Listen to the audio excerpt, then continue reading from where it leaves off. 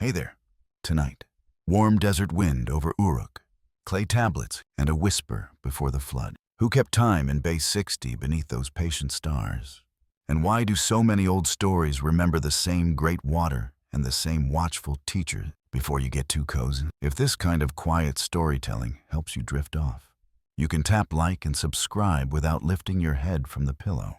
While you're there, tell me the city you're listening from and what time it is. I'm always curious how late you're keeping me company. Now dim the lights. Let a small fan add that gentle hum. Soften your breathing and settle in. We'll slip past the museum glass and into the dusk, where the first lines of tonight's story are waiting. The glass is cool and faintly green, the kind that makes a room feel underwater once the doors are locked and the last footsteps fade. Somewhere beyond the galleries, a curator checks a list, lowers a dimmer, and lets the cases exhale into quiet. A label reads, Uruk. Another says, late 4th, early 3rd millennium BCE. A small lamp hums like a cricket. In the hush, clay turns from object back into moment. A palm's pressure, a stylus's pawn. A mind translating everyday things into angles and wedges. We are not here to make arguments sharper than the evidence will allow. Tonight we are here to sit with what remains tablets, numbers, names, and with the gentle questions they invite. Breathe the way the fan suggests. Even, out, unhurried, let the rhythm take you east, where night air carries dust and a little sweetness from river reeds. The city called itself great. The desert did not argue. Suppose you walked its edge before dawn, walls fanning out, a pale stripe of stars retreating, the ground cool and unforgiving. A scribe's courtyard would be waking, not with chatter, but with habit. Damp clay from a jar, reed cut to a fine bevel, a board rubbed smooth for practice line. Each wedge not yet a word, but a count, a measure, a way to keep faith with grain and labor and time. People say Sumer arrives, as if already in bloom. Perhaps it only feels that way, because loss edits so ruthlessly. The compost of centuries leaves a few hardy stems. What persists looks startling cities with precincts and plans. Canals that make the desert comply, a calendar attentive to moons, and the long stroll of bright planet. The effect is a room where the lights flick on, and everything is suddenly there, tools put away neatly, ledgers ready. The day already half decided. We will keep our voice low and careful as we approach that feeling, because the past is not a door we can open with a key. It is more like a threshold we notice only when our foot has already carried us across. The first marks are not grand, they are mercifully small. One line for a count, two for a different kind, a wedge to say this much or that lot. The clay is both notebook and witness. It records not a legend, but a life. Jars issued, rations allotted, offerings tallied, days named, and yet, anyone who has ever watched small routines accumulate knows how pattern grows. You do a thing the same way for enough days, and a system appears, then a story, then a confidence. We know what we are doing. We know why we do it. If you listen closely to the tablets, you can hear the faint clearing of a collective throat before a civilization begins to speak. Above the courtyard, night leans back. The stars are not decorations. They are behaving, and the city behaves in answer. A circle is not divided into 60 parts because it is pretty. It is divided because 60 is generous, sharing itself nicely among halves and thirds and quarters. A kindness of divisors you can feel with your fingers. Imagine a priest scribe watching the sky from the temple roof, committing to years of patient attendance. A point rises near that corner, returns later by that notch. The planet that strays makes a predictable mischief, looping and lagging, then hurrying to meet its old appointment. None of this requires magical certainty, only patience, and the willingness to let a number keep you company. Let the fan spin once, twice. Think of the circle it names without noise, the way its blades turn fractions into comfort. Minutes and seconds do the same for your evening. They are fossils of someone else's thinking, carried forward by custom into your room. You do not need to believe big things to appreciate small ones. A wedge pressed at the right angle makes a sign. A few signs arranged with care make a line. Enough lines. And a city believes not only that it exists, but that it will continue. That belief is a kind of warmth, the lamp glow of administration, the predictable uptake of water, the reassurance that the jar will be the same jar tomorrow. We slip quietly past the museum glass and stand at the edge of a street that no longer exists. The ground here once held footprints in dust fine as flour. Someone hurried. Someone lingered. A child jumped across a thin rivulet left by an irrigation spill. A woman balanced a basket against her hip and thought about a family recipe. An official adjusted a clay tag on a bundle of reeds. The city gathers these minor minds and asks them to agree about simple things first: how to count, how to weigh, how to meet the morning without confusion. From those agreements, it will later request more subtle ones: how to remember, how to name, how to place a life inside time so that time does not wash it away. Do not worry yet about the stories that come with thunder gods with titles, kings whose names sound like bronze. We will get to them. For now, hold the small wedge that begins it all. The stylus kisses and withdraws. The clay receives and hardens. The piece is baked by accident or design. The sun is a generous kiln. Centuries later, the fragment is unearthed, catalogued, and set under the soft green glass where we began. The loop is gentle, hand to clay, clay to earth, earth to hand. If there is a thesis to this long night, it is that inheritance can be quiet, almost procedural. You and I are lulled to sleep by customs we did not invent. The circle of a fan, the language of a clock, the habit of writing down what matters, so tomorrow will not have to guess. A security light ticks in the gallery, small and dutiful. The exit sign hums. Somewhere, a guard drinks the last of a paper cup and smiles at a joke from hours ago. No one is watching the tablets, except the tablet, which watch each other with the patience of objects. You are watching with them, in a way, letting your breath slow until it almost matches the drip of a long-vanished jar. We will keep the chronology as those fragments suggest numbers and measures first, then name, then the great interpretations people will quarrel over for millennia. In that order, the story is less a shout than a gradual brightening, like the way dawn enters a room from the edges and decides not to rush. So let's end this first stretch where the city begins, at the neat table of counts, the oldest story. For tonight may not be a tale at all, but an arrangement of grain in heaps, of marks on clay, of days in a cycle that people agree to follow. It is an echo because agreement outlives the mouths that made it. It is an echo because the circle turns and still means 60, and the hand that writes is never the first hand to have learned its angle. If you feel sleep leaning in, let it. The museum glass is only as solid as we need it to be. On the other side, a courtyard waits for the next line. In the next part, we will walk that courtyard in daylight and see how a place can look finished the moment the world notices it. Ibanez, tablet, canals, and the steady confidence of people who have learned how to turn breath and dust into order.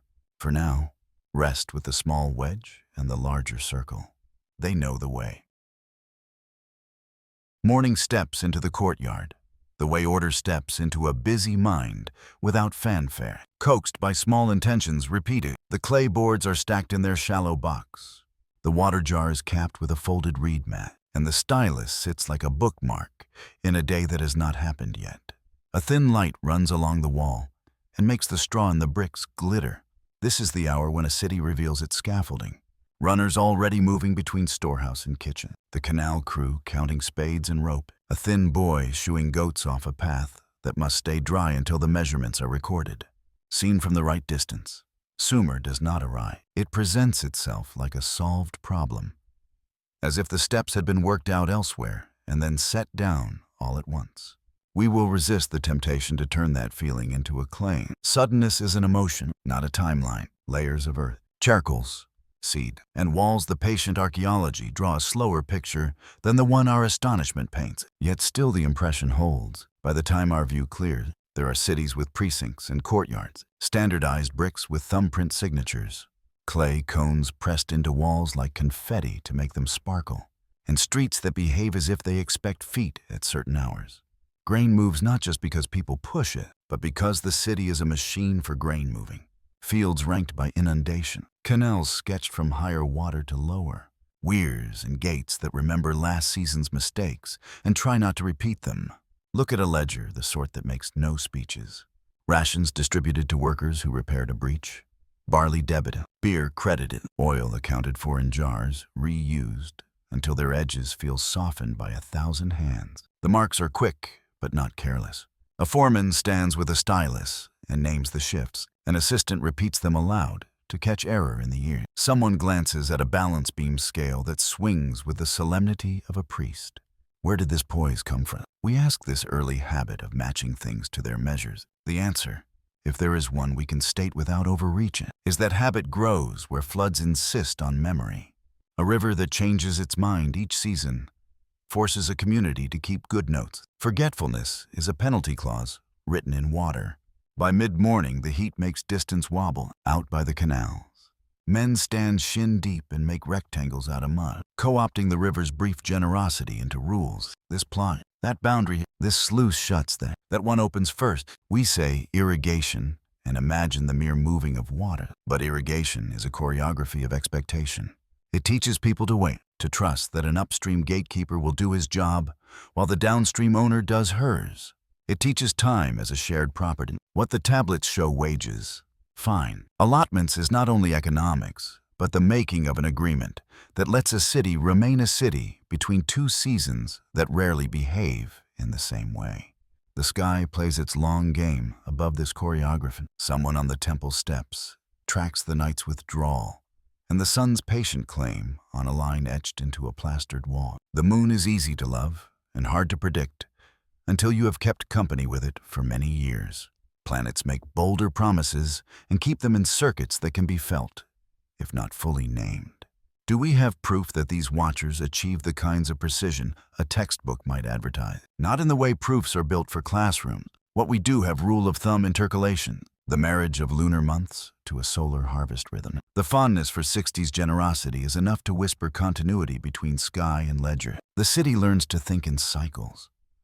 The field listens for its instruction in numbers that soothe to a visitor. The most striking thing is not the temple or the wall, but the unperturbed texture of function. Ovens are lit with the presumption of dough.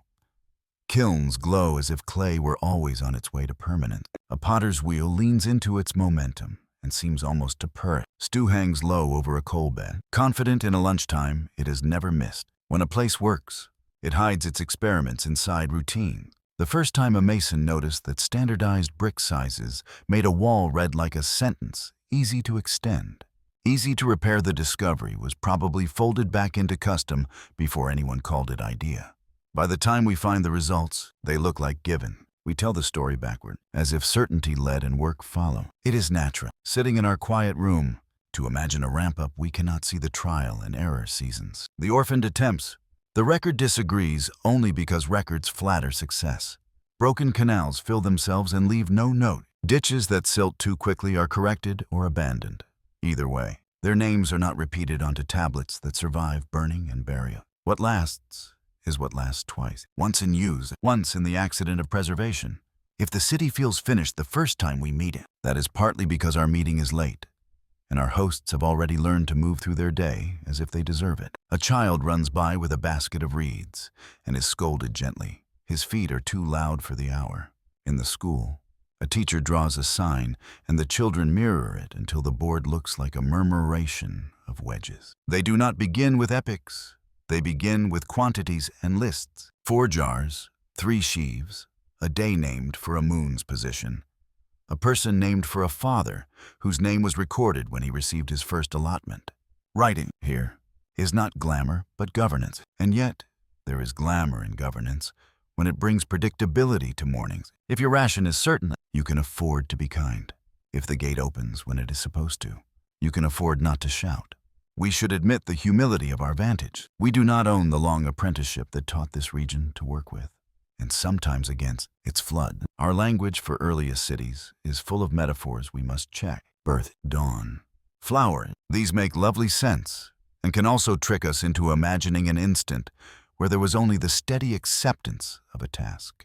When the spade bites the earth in the right place and does so again tomorrow, that is poetry enough. And if the result looks ready-made when we finally lift the museum glass, perhaps that is the museum's fault. Its job is to display conclusions. The beginnings are usually still in the ground, content to go on being less than dramatic. Before noon, the temple precinct is a low hum of offerings and bookkeeping. A line forms to declare debt, another to redeem them. Someone brings a small goat with its legs bound and a candle of fat that smells like the edge of a feast. An attendant takes the animal and a clerk takes the fat. And a third person marks a tablet with wedges that mean this household has made its due. We can watch this without deciding what the gods are, because the city has already decided what they do. They organize wishes, and they reward punctuality. Whether they live in the sky or in the contracts is a question for a different sort of text than the one that keeps your barley safe. Listen to how the place talks about itself. There is little babble about destiny and much about timing. Work parties go out not to toil, but to fulfill the day. A breach is not disaster. It is a correction needed, a phrase that suggests both patience and a ledger's thin smile. When a canal headman fails at his task, the penalty is described with the same calm as the weight of a jar. The city's discipline is not severe so much as inevitable. In a land where water keeps the score, fairness begins with geometry. From here, the story will tug toward names we recognize from schoolbook. Kings with pedigrees that pretend to be rivers. Gods with titles heavy enough to anchor a temple. A list that dares to remember times before time, but for a moment longer, linger at the quiet center where all that grandness finds its footing. Tablets lie cooling. Tallies are dusted with sand to keep them from sticking. And a boy with ink-dark hair grins to himself because he finally got a stubborn sign to look like his teacher's. This is how finished things stay finished, not by thunder, but by the frictionless pride of someone doing a small task correctly. If you feel yourself sinking toward sleep, let the city keep working on your behalf. Let the canals balance, and the scales settle, and the ledgers find their afternoon rhythm. In the next part, we will set the neat world of counts beside a text that refuses to be modest. The King List, and we will hold their two truths in the same soft light. The truth of daily measures and the truth of memory made into a crown. The city's afternoons have a way of leveling. The day heat presses everything to a common hush. Decisions settle into their ledgers, and the hum of work becomes background weather. It is a good hour to open a different kind of tablet, the kind that cares less about rations and more about remembrance. This one begins without throat clearing. It does not ask you to believe. It informs you after kingship descended from heaven. The phrasing is not thunderous in the original context, so much as official. The tablet writes like a clerk noting a transfer of custody. Authority has an origin and a destination. Here is where it went. We call it the Sumerian King List. Though the title simplifies a complicated family of texts, what sits on its clay copied, corrected, and recopied across generations combines a civic memory with a theological shrug. Cities rotate like constellations. Eridu first, then Badtibera, Larik, Sipper, Shurupak. A king's name is announced, a reign is measured, a phrase returns. Then the flood swept over, and the sequence begins again on a cleaner floor. The tone does not change to suit catastrophe. It is the same voice that would tell you how many jars your crew may draw. It is precisely this dryness that makes the document so strange to modern reading. Myth set in a bureaucrat's register can feel truer than fable and stranger than poetry. The numbers are the part that snag the mind, especially before the flood. Reign lengths arrive already expanded, as if time itself were a cloth stretched to cover an earlier sky. Some last sar, others nears, measures that belong to a sexagesimal world. 60 as a kind of polite host who can make room for many guests. Later translators and popular summaries will often gloss a sar as 3 as. 600 of our solar years, which makes the antediluvian reigns read like geology. But what the list signals most clearly is not literal longevity, it is scale. These are quantities that say here lies a category apart. They are numbers behaving like titles. If you let the fan run and listen to the number 60 breathe, you can feel why this notation was useful. 60 is generous, the way a round table is generous. It divides kindly, halves and thirds and quarters, sixths and tenths and twelfths, all accommodated without argument. In a world that counts with clay tokens and tallies, where fields and months must be reconciled with a sky that refuses to simplify, base 60 is not a stunt, it is diplomacy. When the list calls a reign X SARS, it may be a way of filing certain kings under the heading before the ordinary clock, marking them as the city marks festival day, the same calendar, a different ink. Consider how these tablets might have been read in a room that smelled of clay and oil. A young scribe takes dictation from an older one, whose voice has memorized the cadence. The younger man's stylus hesitates at a large number, and the elder clarifies not by arguing, but by naming the unit, as if one were clarifying capacity on a jar. We should resist the tidy picture. But it is safe enough to imagine that the list's stability comes from the way institutions prefer their memories corrected into coherence. Events are not just remembered, they are formatted. It is this formatting, this determination to fit misbehaving history into a neat column that gives the list its bedtime certainty. You do not have to agree with its values to appreciate its calming intention. A place for everything, even catastrophe. Now the flood, which the tablet introduces with the same restraint as a line break. Then the flood swept over. Not why, not how, simply that. We will talk more carefully about river deposits and local disasters later, and we will be cautious when drawing lines between silt and story. For the moment, notice the rhetorical effect. The list creates a smooth surface out of interruption itself. Kingship is not destroyed. It is relocated after the water recedes. It resumes elsewhere, as if political order were a portable shrine that could be picked up and set down in a new precinct.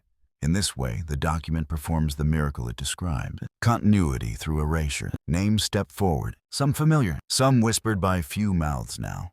Alulim Averidu, Al-Algar, Enmenluana, if you are half asleep.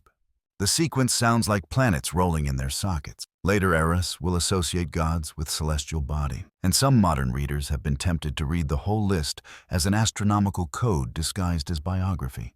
The temptation is understandable.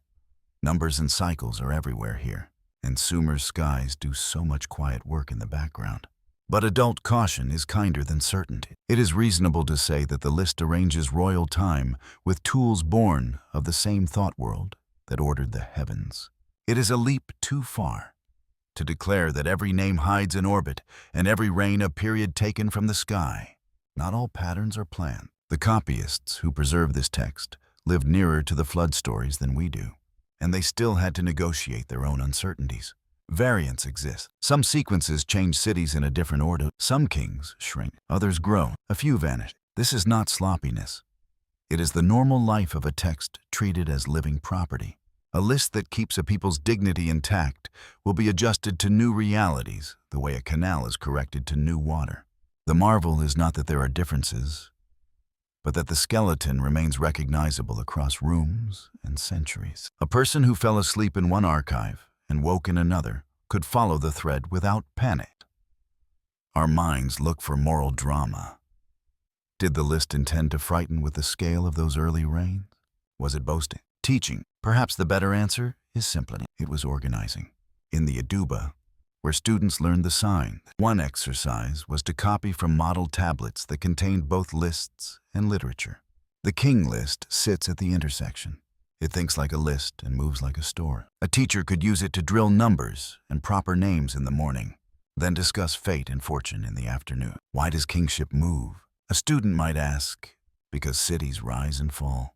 The teacher could reply, and because the gods love variety, or, with equal Sumerian politeness, because that is how we record it. There is also a sadness in lists, even triumphant ones. By turning flowing time into a ladder of name, the list concedes that loss is the default state. You do not write a roster of vanished courts unless you live in the shadow of vanishing. Clay works as an antidote, not by preserving everything, which it cannot do, but by giving survivors something to touch. The King List is tactile consolation, wedge marks you can hold while speaking a past aloud. The reign lengths, whether you translate them into millennia or treat them as dignified tallies, amplify the feeling that the beginning is not simply gone. It belongs to a scale beyond the reach of your breath. If the antediluvian segment sounds like an overture, the post-flood portion has the briskness of business. Kingship moves to Kish, then onward, ticking through cities whose ruins now look like questions. The numbers shrink.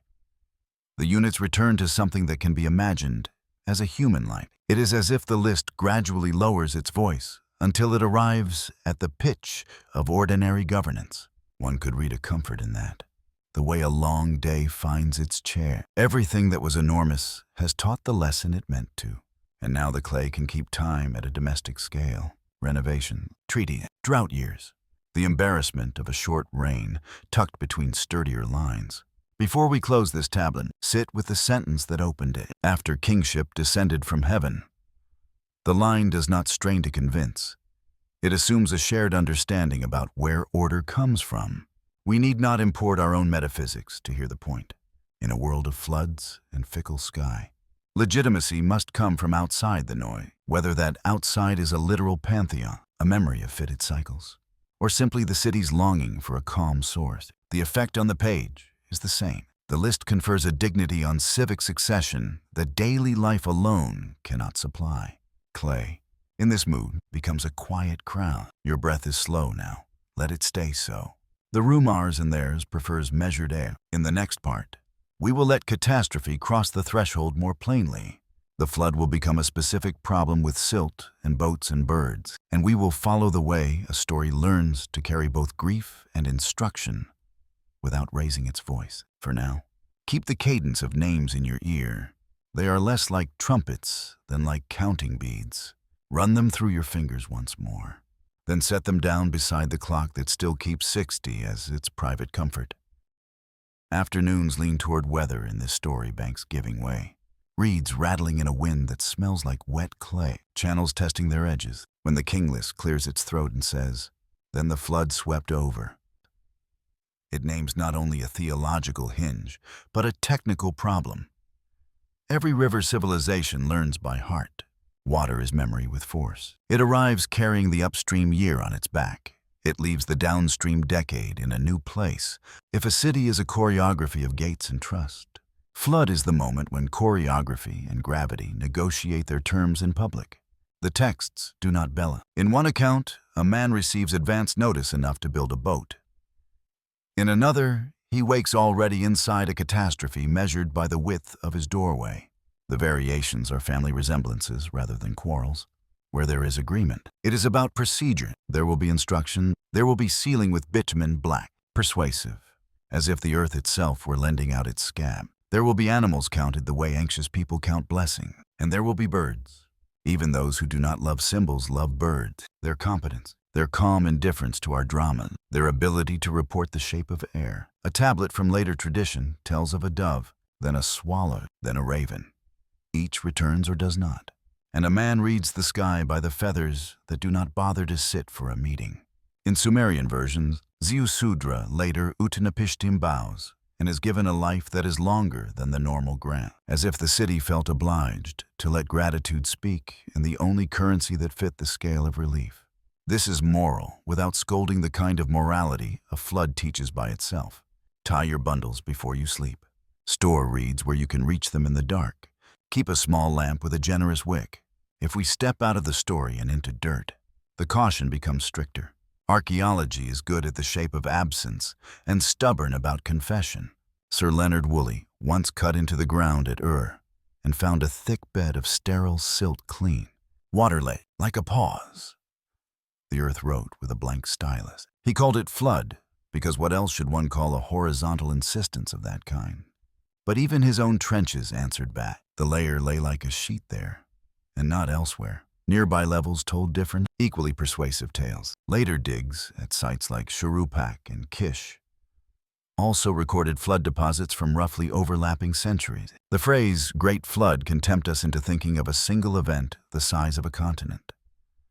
The ground prefers plurals and locality. When we say flood swept over, let us mean it with the precision of a farmer and the humility of a librarian. Enough water, in enough places, often enough, to bruise memory into story. Picture a yard the morning after a river has changed its mind. Everything knows its weight again, but nothing remembers its place. Pots sit where a current decided they should. Mats have been pressed into the geometry of driftwood. A child finds a fish on a stair that belongs to sandals and laughter, not to gill. This is how an exceptional season becomes a tradition with rules. If the last flood taught you that boats tied too low will search for their own freedom, you will bind them higher. If the last flood taught you that grain stores must be built like cautious arguments, you will tamp the floor and raise the lip. The story's large boat is an icon of many small choices. As for the boat itself, the texts indulge both engineering and awe. There are dimensions you can sketch and woods you can name. There is that bitumen again, a glue and a sealant, as if the plane were full of small black answers to wet questions. One model is a modest box. Another is a broad, many-decked barge. A third feels like a round coracle, taken to an ambitious extreme. What matters is not the exact hull, but the insistence that survival can be built, measured, and improved upon. The man who smears pitch across joins is a kind of priest. The woman who knots a rope against panic performs a rite. When the waters withdraw, because they do, in all versions they leave behind the two things a city prizes most: silt and instruction. Silt is a gift that must be taught manners. Instruction is a gift that must be taught to people. The first season after a flood, fields are righteous and unruly at once. The canal heads need recutting where the river scoured them into nonsense.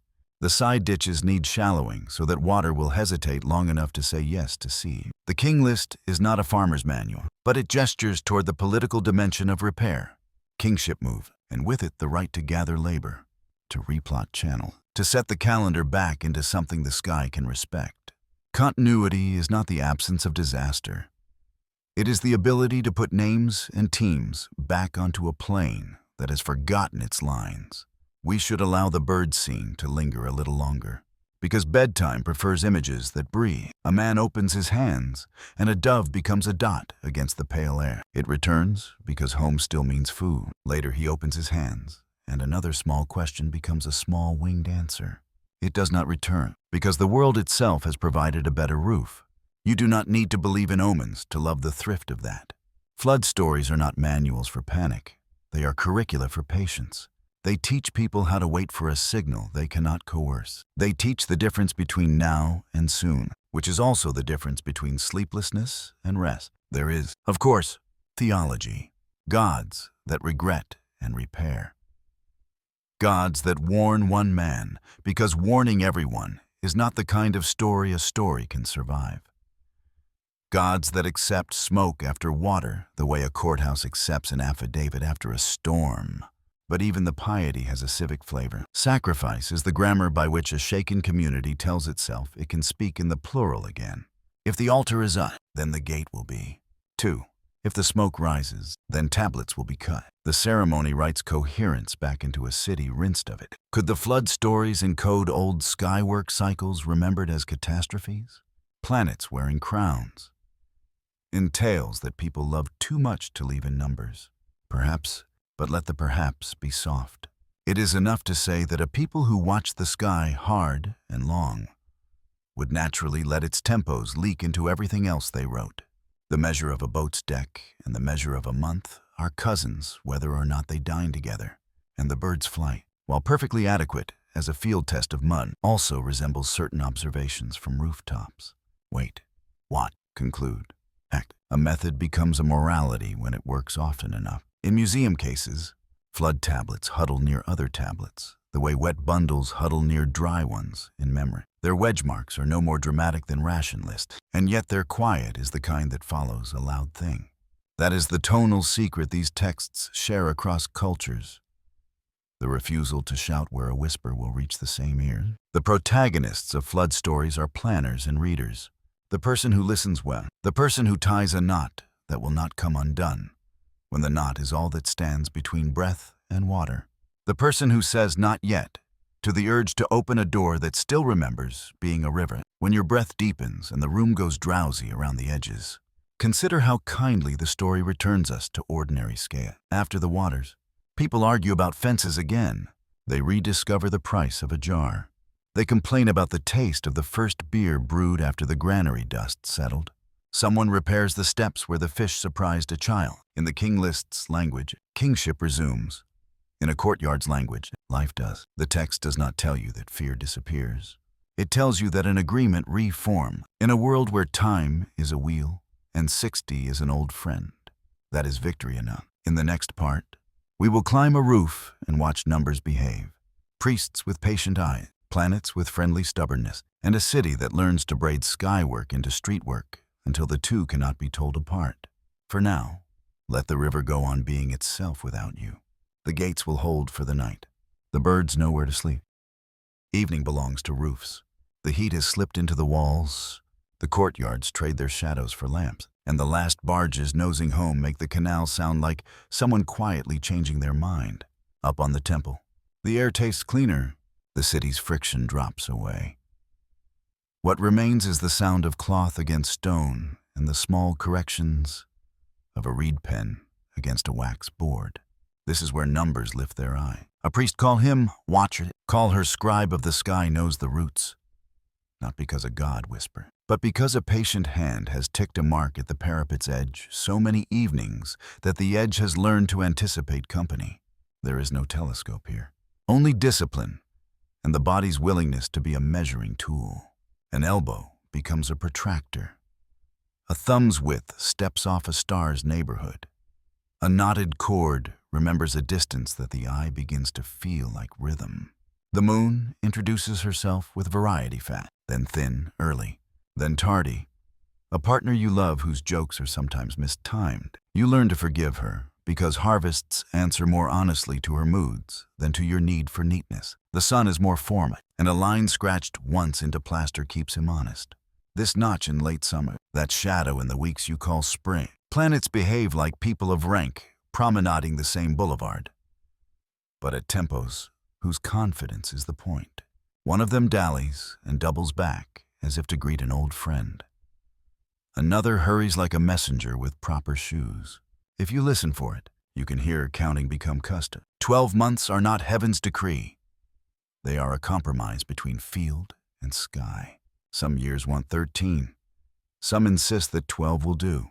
The watchers are not tyrants. They are natural diplomats. They let a month be added when the orchard and the ledger agree that the year would otherwise miss its appointment. An intercalation note is not a miracle. It is a memo, a neat line in a script that tells bakers when to expect feasts and plowmen when to expect wages for the waterworks. The city's throat clears. Its routines reset. The wheel acknowledges a spoke you only notice when it's missing.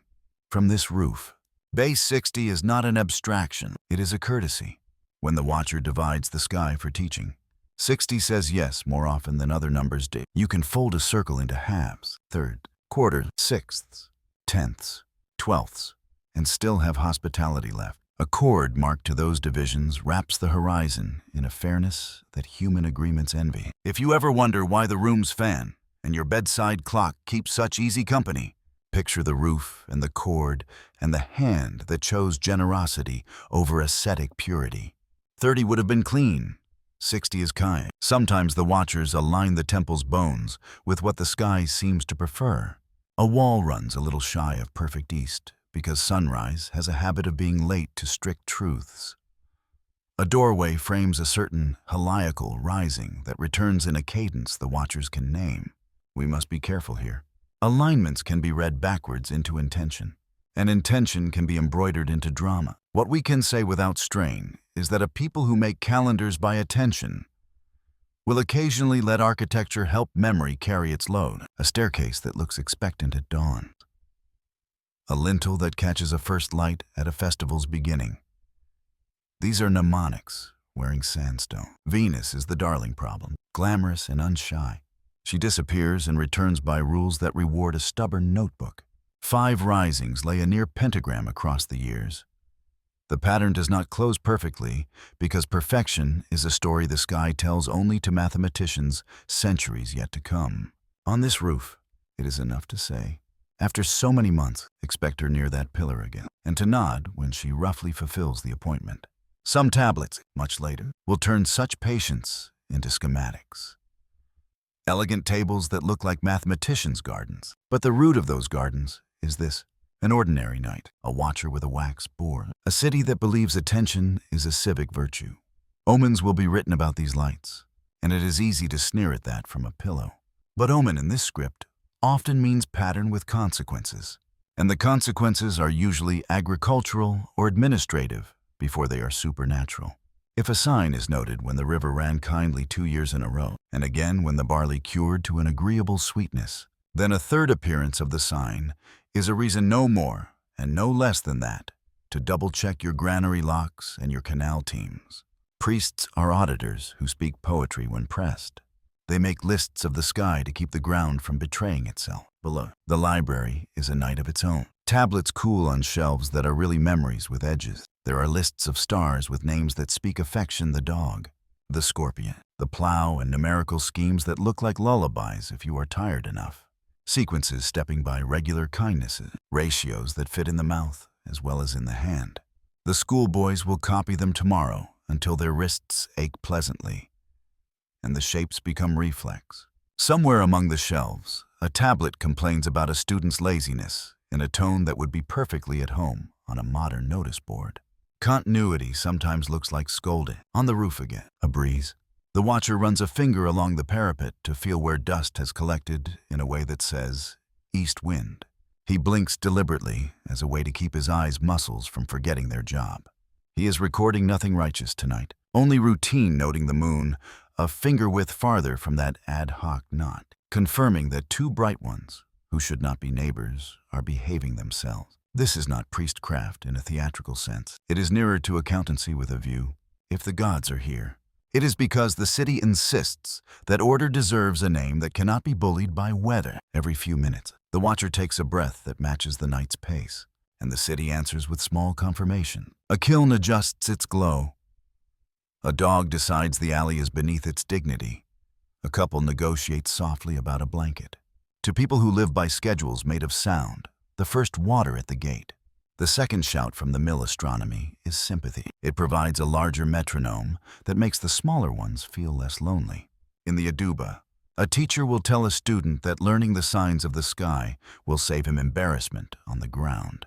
You will not set a festival day that strays into harvest, she'll say, and you will not call men to waterwork on a day the river plans to salt. Confidence without pretense grows here, the kind that lets a city take its own pulse at night. When an eclipse looms, there are procedures, rituals to domesticate fear, substitutions to test the god's seriousness without endangering a crown. We need not decide from our pillows whether such acts move any power other than human courage. It is enough to notice that fear made communal is gentler than fear made secret. The watchers, by naming the dark in advance, reduce its bite. A scheduled fright is a smaller fright. There are moments when calculation slips into beauty so cleanly that no one notices the scene. A student draws a circle and marks off 6 equal arcs by guess and habit. He ends with something close to a hexagon and grins because his hand has learned competence before his mind can lecture it. A senior scribe corrects a column of numbers and pauses at a ratio that feels like a friendly slope, then sets the tablet aside and thinks about bread. A woman who sells lamps knows without looking that this week's wicks will burn a finger shorter for the same oil. And later, in a courtyard conversation, that knowledge crosses paths with a watcher's note in a way that leaves both parties impressed with the other's craft. The city is a braid skywork through streetwork, rope through reed, number through name. If you are tempted to make the watchers into moderns in disguise, let the impulse pass. Their system is not ours. Their goals are fine-grained, where ours can be grandiose. They do not need to reduce the heavens to equations to make the heavens useful. They require a ledger to be honest and a festival to land, where both moon and barley will tolerate it. The wonder is not that they knew everything, but that they knew enough to keep sleep welcome and to keep mornings recognizable. When knowledge serves rest, it is knowledge suited to the dark. Down the stairs, the city exhale thickens. A late potter lifts a vessel off the wheel and tests its lip against his thumb as if greeting an old friend. The kiln door clicks. Someone puts a lid on a jar with the gentle finality that says, tomorrow will do. The watcher rolls the cord and wipes the wax board smooth on a shelf. The tablet that will be tomorrow's copy waits like a pool of shade. Somewhere, a child dreams of seeing the moon from the roof without squinting. Somewhere else, a clerk dreams of columns that add themselves in the next part. We will walk from roof to room and step into the library's careful storm. Lists of stars, lists of law, bits of medicine and omen lined up like jars on a cool floor. We will watch scribes race oblivion, and we will keep the tone they preferred when they won a low, satisfied hum that sounds like clay turning permanent. The library is a storm arranged to look like weathered calm. Shelves of raw clay the color of old bread. Tablets set at angles that suggest both haste and reverence. Cords of catalog tags that once matched a clerk's memory exactly. You enter the room and the air cools by persuasion rather than temperature. Dust has negotiated a truce with order. The scribes do not raise their voices. They move like people who have learned to win by repetition. On one table, lists of stars with names that sound like neighbors, the plow, the old man, the true shepherd of Anu. On another, case name, fine, wait, oaths. Farther in, tablets that smell faintly of oil where a student's sleeve, centuries ago, learned to rest while copying. The eduba, the tablet school, is not romance until you give it enough time. A boy, sometimes a girl, though rarer, arrives with a reed, a slate of damp clay, and a posture that says the world is larger than his back will admit. He copies columns of signs from a model tablet until his wrist stings. In that good way, work can sting. A teacher corrects by adding small wedges, not by erasing. The fix sits beside the flaw like a cousin who decided to stay for supper. First come the lists, professions, cities, trees, fish, bird, gods. Then come the forms, how to date a document so that anyone can place it in time. How to close a contract so that everyone can breathe. How to begin a hymn so that the mouth will find its pace without embarrassment. Education is a liturgy of competence. To be literate here is to give comfort to the future. Clay has its preferences, and the scribes have learned them. Write too wet, and the sign loses its crispness. Too dry, and the stylus bites like a jealous creature. Stack tablets before they harden enough, and you press your own line into another's thought. Leave them near the oven door, and chance turns archivist. This is the kindness at the core of Mesopotamian libraries. Fire, which wishes to eat memory, sometimes finishes it instead. A building burns, and the shelves become a kiln. Centuries later, we read what would otherwise have softened back into earth. It is not noble, this preservation. It is accident, harnessed by habit, the city's version of luck. What sits on these shelves refuses the modern division between subjects. A sequence of stars and times is followed by a recipe for a salve that soothes the foot that walked too far. And then by a diagnosis spoken in two voices, the disease in the belly, the deity whose name the disease has borrowed. Next to them, a tablet of contracts with 3 different hands on it. The clerk's formal script, the witness's careful signature practice, and the harried line of a man unused to styluses, signing for what his mouth would have sworn if the law allowed it. People have asked whether this is science. Perhaps a better question is whether it is rescue. The library rescues procedures from the weeds of forgetting. There is a room within the room where copies are made of things already old.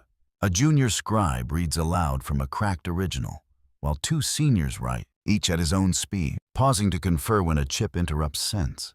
This is how epics survive, not as monolith, but as conversation. A line the older tablet prefers is retained with a small note. A variant that pleases the current city's theology is allowed a dignified foothold.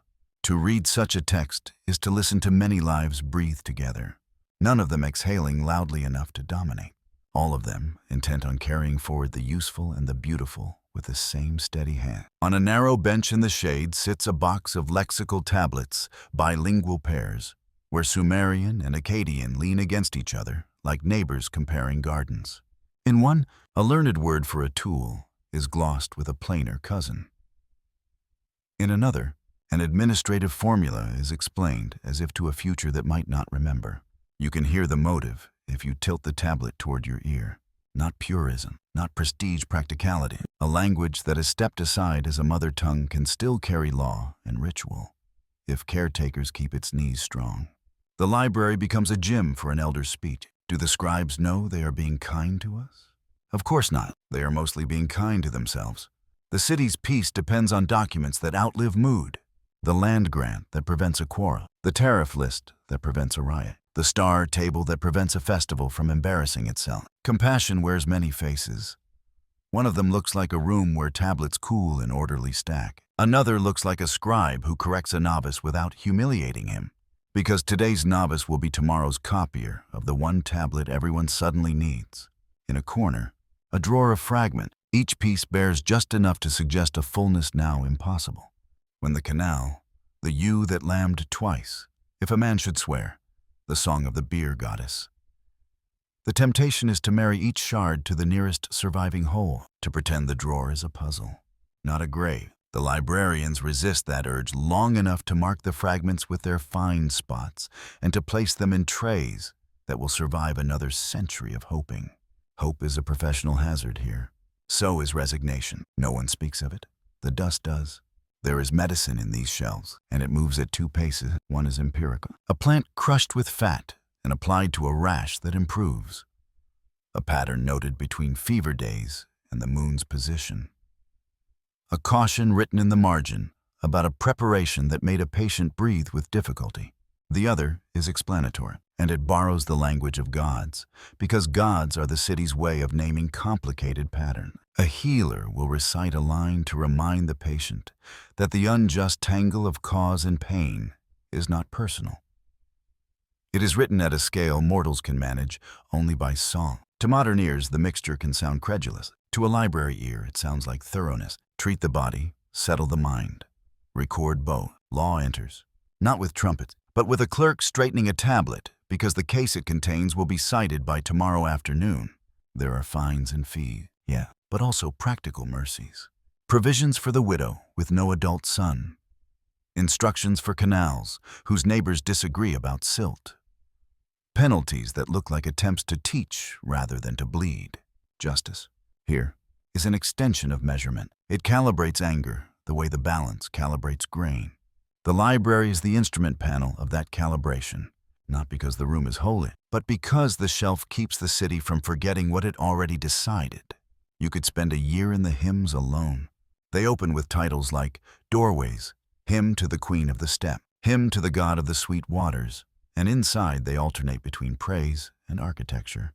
A good hymn is a blueprint drawn with compliments. It tells you where the god prefers steps and how many singers make a proper stair. Students copy them because music is part of administration. A city that can harmonize can also cue. The tone is not sugary. It is efficient delight, a mood in which gratitude gets things done. A fly irritates a copying scribe. He flicks it away with the back of the stylus and makes a tiny error that he catches by reflex 2 lines later. He leaves the correction visible, the way builders leave a seam to remind themselves the wall is honest. Another scribe pauses to rub his wrist, stares at nothing, then returns to his column with the contented grimace of someone who knows that finishing and finishing well are different acts. In the doorway, a messenger leans with the learned disrespect of men forced to wait while minds finish their business. He has a tablet in a sleeve of woven reed that smells faintly of river. When he is finally seen, he extols his errand in as few words as pride will allow and receives. In exchange, a thin tile that will close a question elsewhere. Paperwork makes journeys.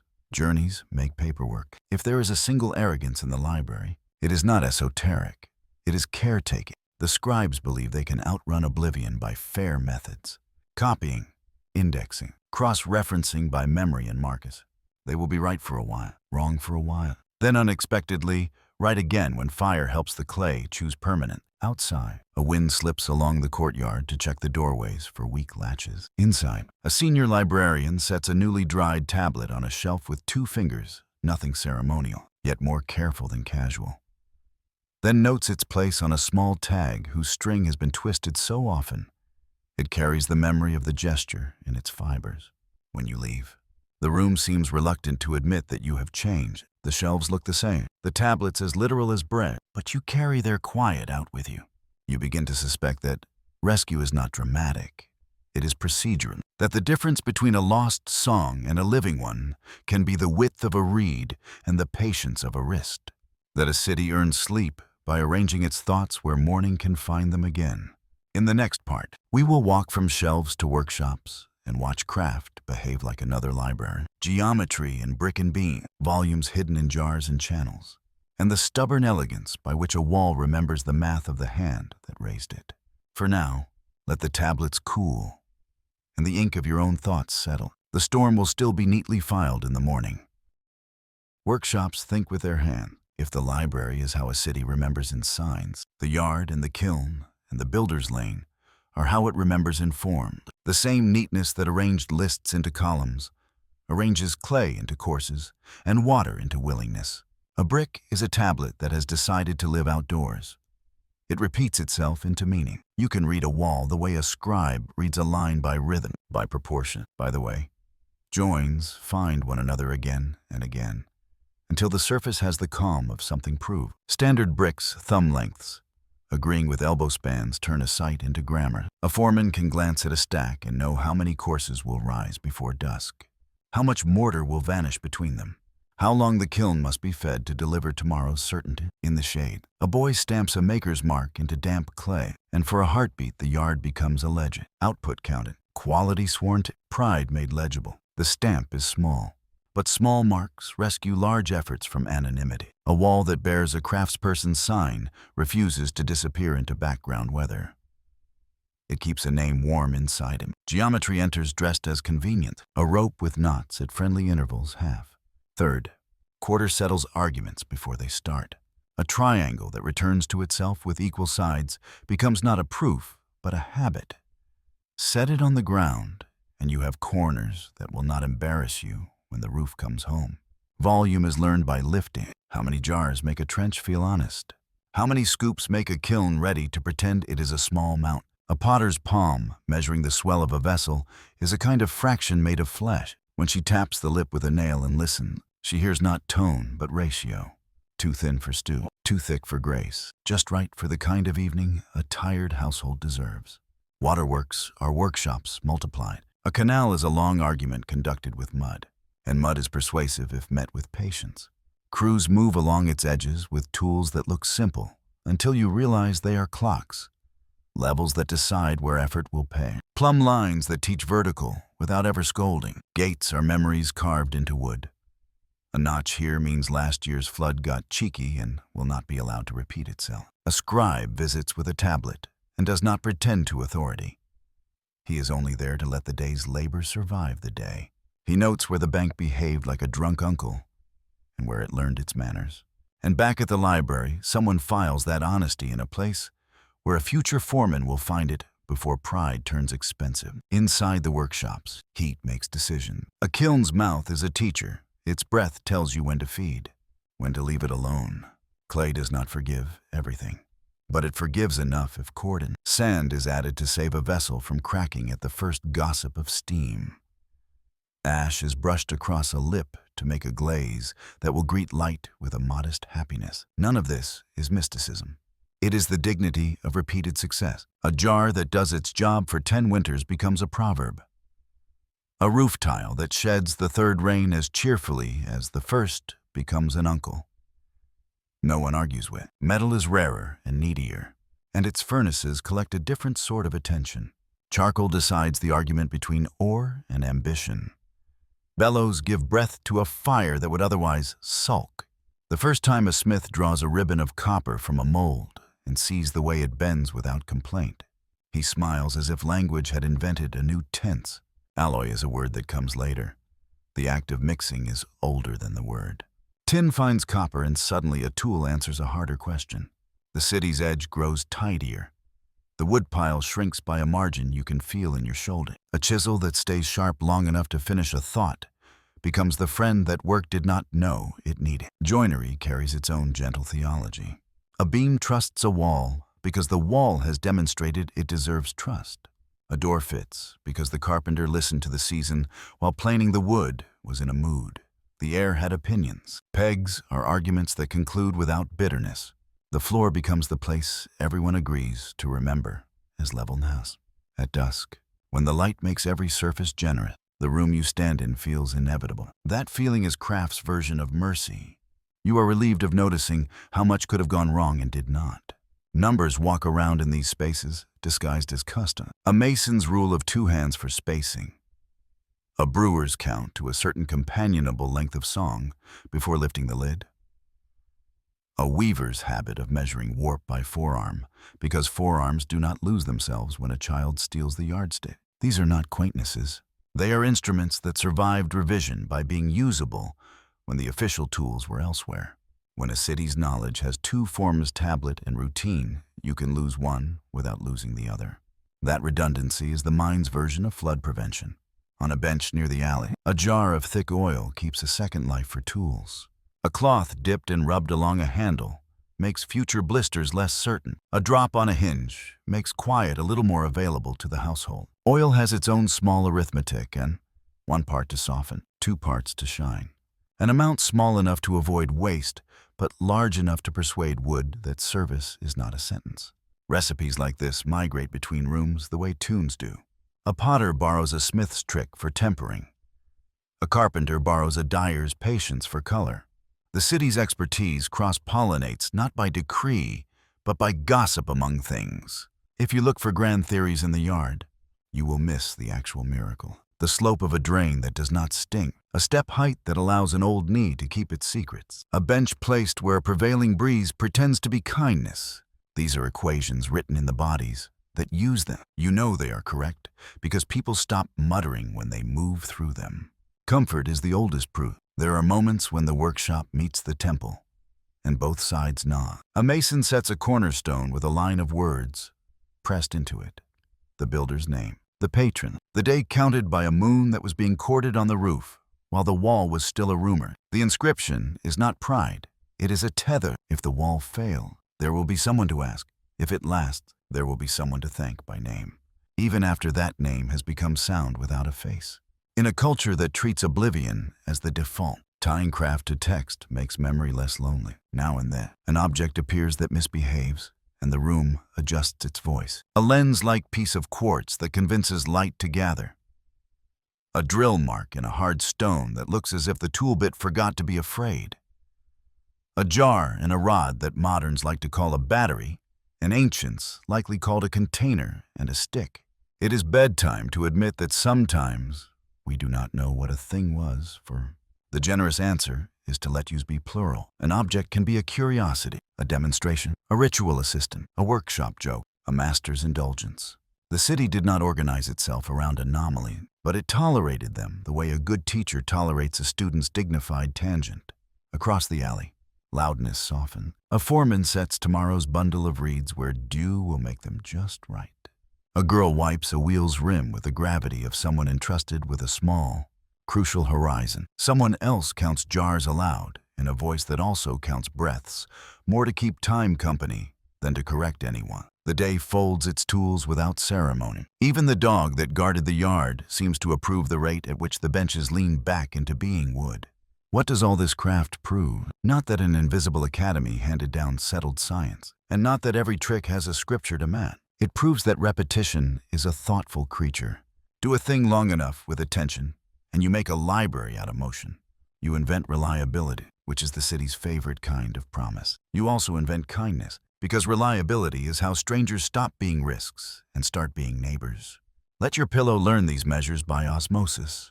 The wall beside you, though younger and made of other agreement, is cousin to those older courses. The fan circle is a student of the roof's chord. The cup on your table is a descendant of a lip tuned by listening. In the next part, we will step from craft's yard into the older language of creation and blueprint those stories of principles and powers, of me as operating instructions, and of gods who govern like engineers with poetry, keeping our caution intact and our pace unhurried.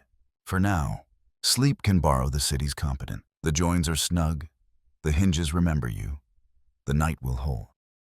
There is a way the city talks about itself that never admits to owning the idea. It says there are principles, power, arrangements that make a world go properly, and it gives those principles names you can praise. In Sumerian, one of the useful names is me. A me is not a gadget. It is closer to a rite, a pattern. This is how a thing should be and stay. The word's translations pile up like careful bricks: decree, ordinance, essence, office, craft, cosmic property. If you hold them together in your hands, you feel the shape, not a whim of a god, but a template that human life borrows so it can be legible to itself. You meet me as you meet most respectable ideas here, in a story told as if it happened yesterday. Enki, lord of sweet waters and cleverness, keeps the ME in his house at Eridu, which is an excellent place to keep anything that must be both alive and administrative. The text does not list them with pedantry. It pours them like a catalog that has learned to sing. Kingship is a me, so is truth, so are weaving, kind speech, victory, lamentation, the straightforwardness of the marketplace, the various dignities and headaches of priesthood. If the city were a loom, these would be the set threads, the ones stretched tight before any pattern is attempted. Then there is Inanna, who does not like the look of a locked cabinet. She visits, she charms, she drinks with Enki, and in the evening's generosity, the me pass into her boat. In the morning, the sober god sends emissaries to fetch them back. Creatures of fresh water with the single-mindedness of regrets. Inanna's boat shies and strains. Her helmsman names each power as it threatens to return to its old keeper. And in the end, the me arrive in Uruk, which is another excellent place for them to live. Because a city that can tell itself what it is, in principle, is a city that can survive the embarrassment of specific days.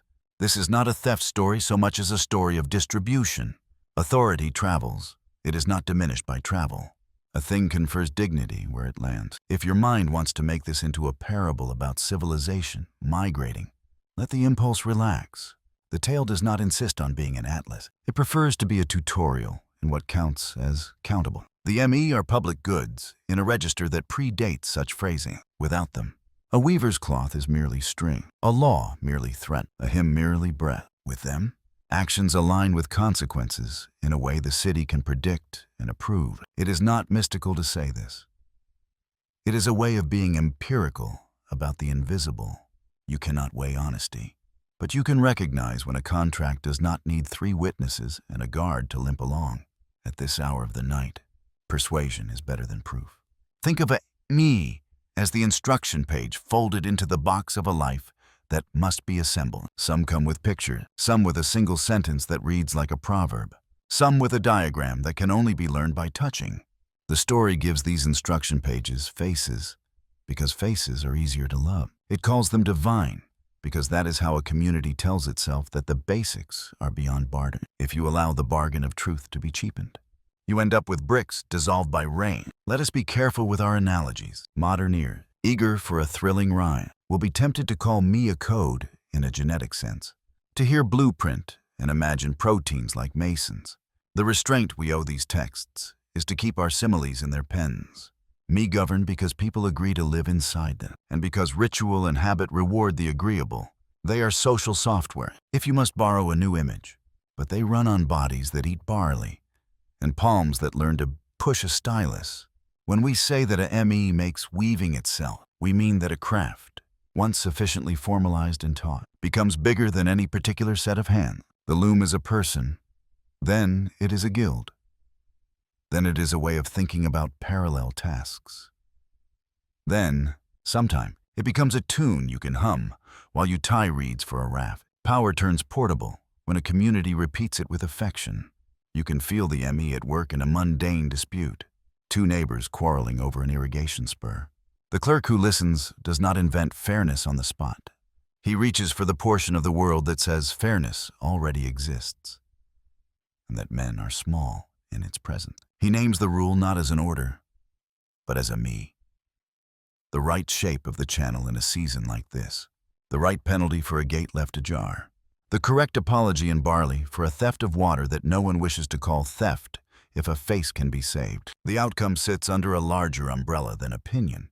People leave with their tempers warmed by a sense that the solution was found, not fabricated. In the temple, me wear robes. They appear as offices in liturgy, each with a script attentively copied in the eduba. Then the hymn's repeated line is not merely pleasing.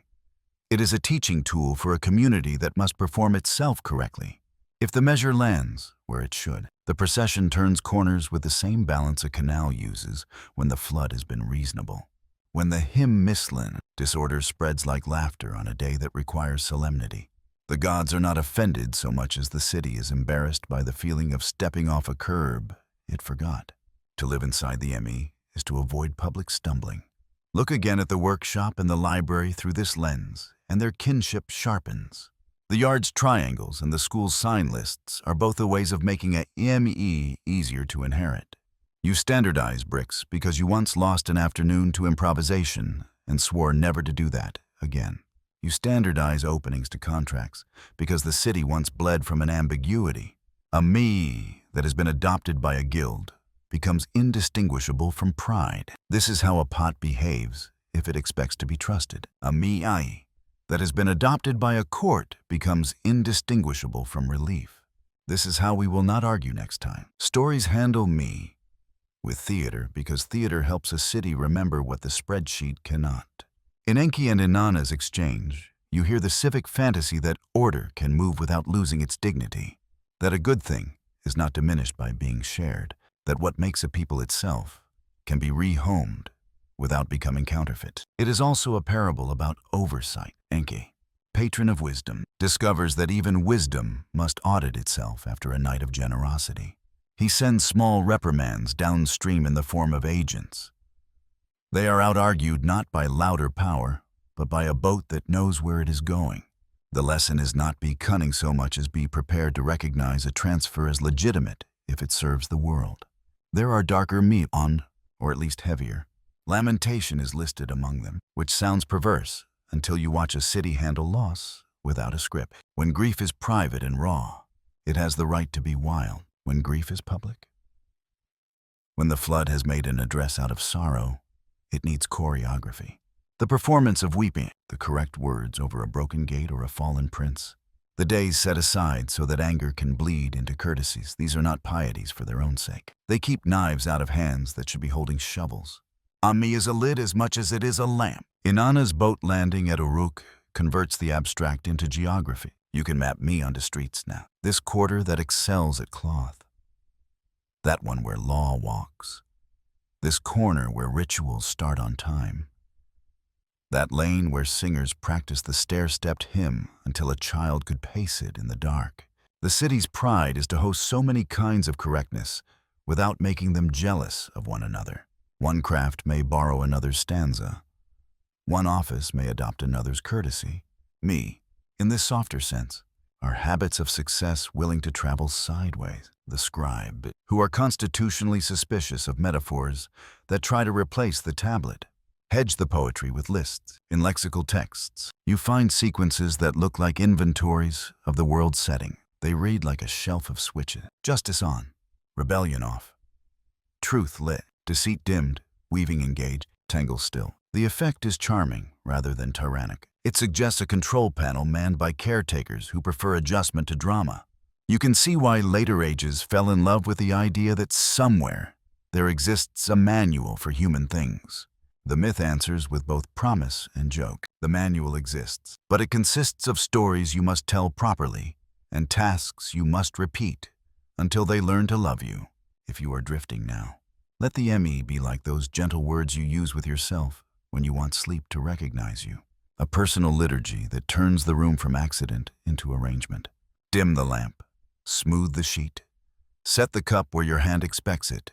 Listen for a fan's patient circle. You are not commanding the night. You are aligning yourself with its best version. In the next part, we will let language become the subject, the old dignity of Sumerian as an isolite. It's agglutinative patience, the way a script made of wedges turns breath into something a city can keep. We will be careful with pride and careful with mystery, and we will let bilingual tablets show how an elder tongue decided not to go quietly. Language can become a city even when no city remains. The first time you meet Sumerian on a tablet, it feels like a dry riverbed that still remembers water. Wedges in damp clay hold breath the way brick holds shade. The script is not an alphabet. It is an arrangement of strokes that began as little drawings and learned with practice to become thought without pictures. You can still find the ghost's grain as a chevron, head as a triangle with a stroke for the mouth. But mostly the signs have grown comfortable as abstractions. This is the way of good tools. They forget the story of why they work and get on with working. Sumerian itself is an odd neighbor in the ancient quarter. When modern catalogs line languages up into families, Semitic here, Indo-European there, the Sumerian door does not open onto cousins. It sits alone, an isolate, which is only a tidy way of admitting that the trail to its kin disappears in a weathered place we cannot cross. That solitude invites romance and requires restraint. It is acceptable to say that Sumerian is not, in our current knowledge, provably related to the others around it. It is less acceptable to make its loneliness into a miracle. Languages die and leave no children. Languages move and leave no forwarding address. The isolate, like an old jar, is less a mystery than a survival. What Sumerian does where it stands is stack. Grammarians call it agglutinative. Words accept useful endings, the way a reed boat accepts bundles. And the bundles do not lose themselves in a tango. A noun might carry a case to mark its job in the sentence, a postposition to indicate nearness or motion, and a possessive that announces whose jar or whose canal we mean. The pieces line up like polite market-goers. Each keeps its hat and does not steal bread from the next. Verbs are their own neighborhood of habits, layering information about person and number, and sometimes direction in a way that looks like a small machine with slots for predictable gears. To a sleepy ear, this sounds complicated. In practice, it is housekeeping. Everything labeled, everything in reach. The script that carries this grammar does not blush at variety. A sign can be a whole word when convenience calls, or a syllable when spelling is the better courtesy, or a determinative that flags the category of the word to follow without being read aloud, little helpers. Like this is a god's name. This is a place. This is a kind of tree. Determinatives are the library's smile written into language.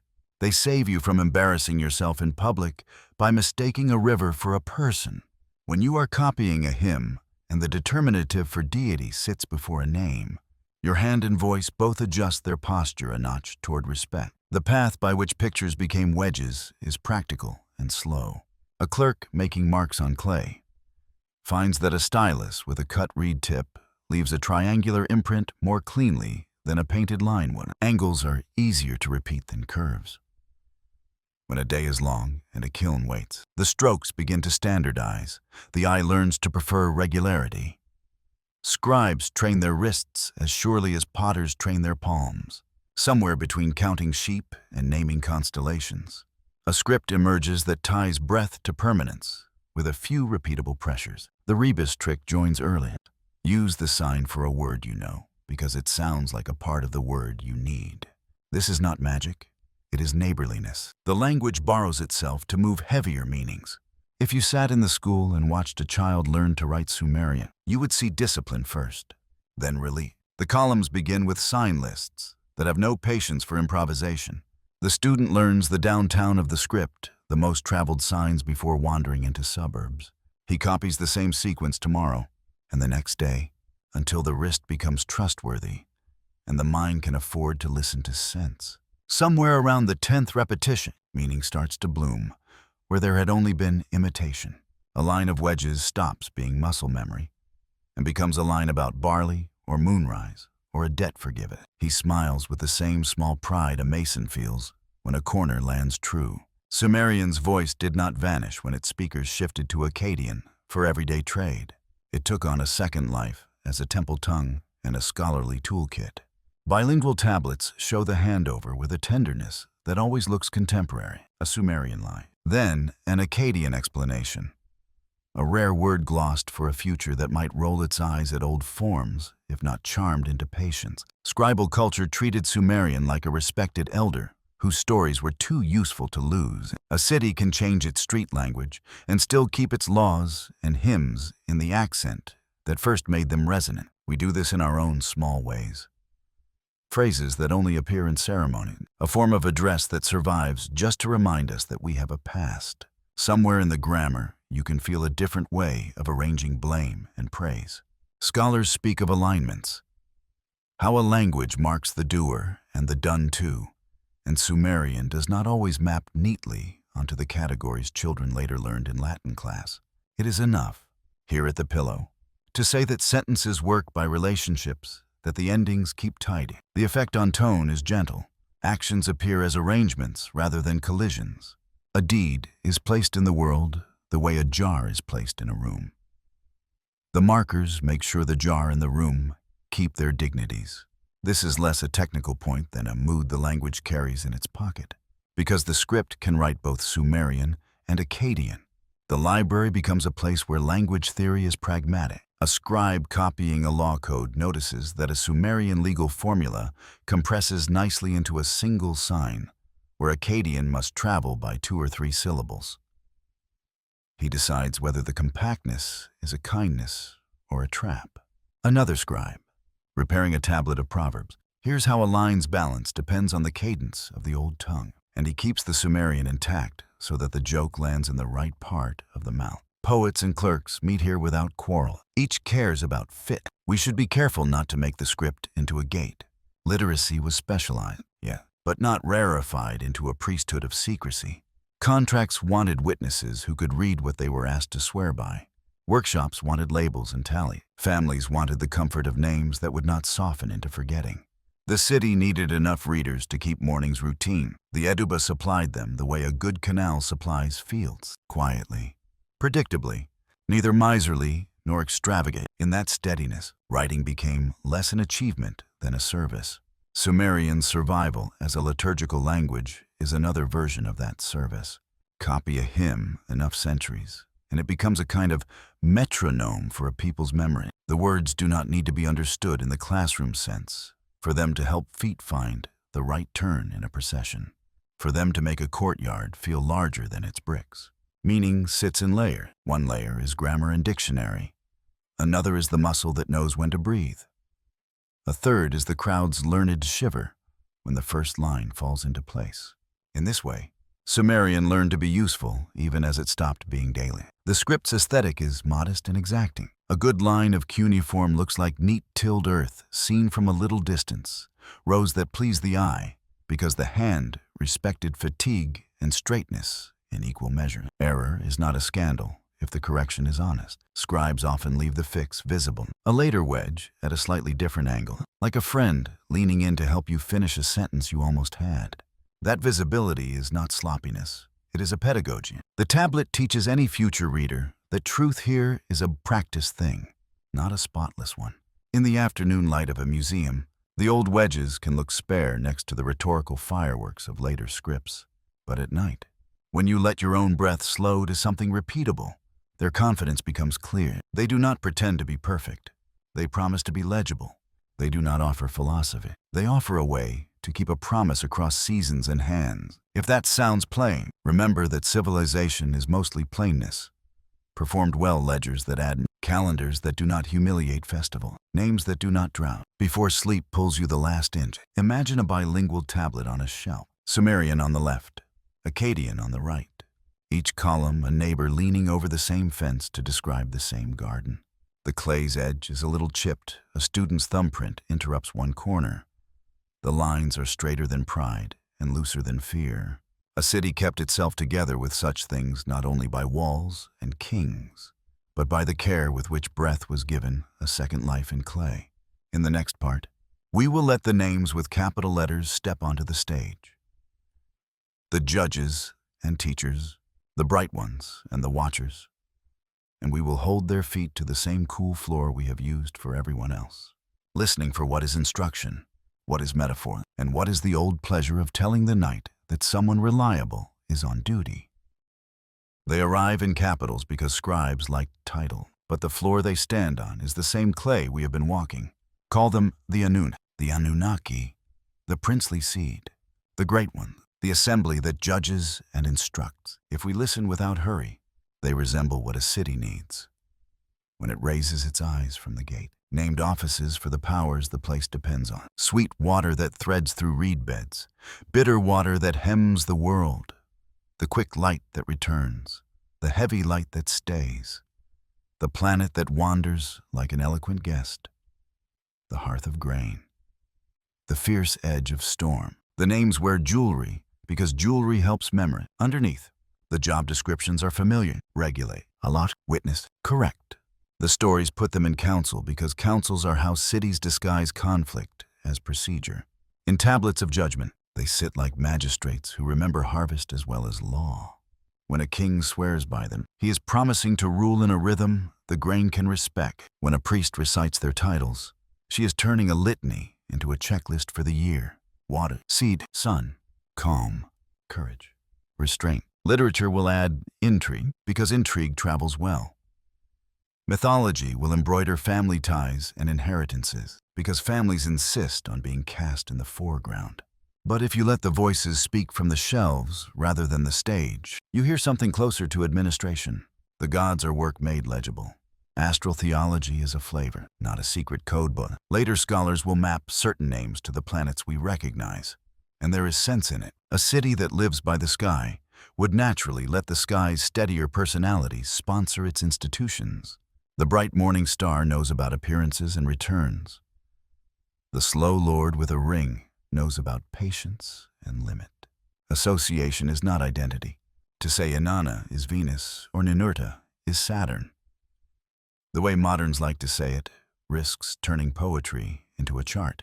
The safer kindness is to notice that the heavens offered metaphors that behaved repeatable, checkable, useful, and that those metaphors walked down into law and liturgy because a repeatable metaphor is halfway to a rule.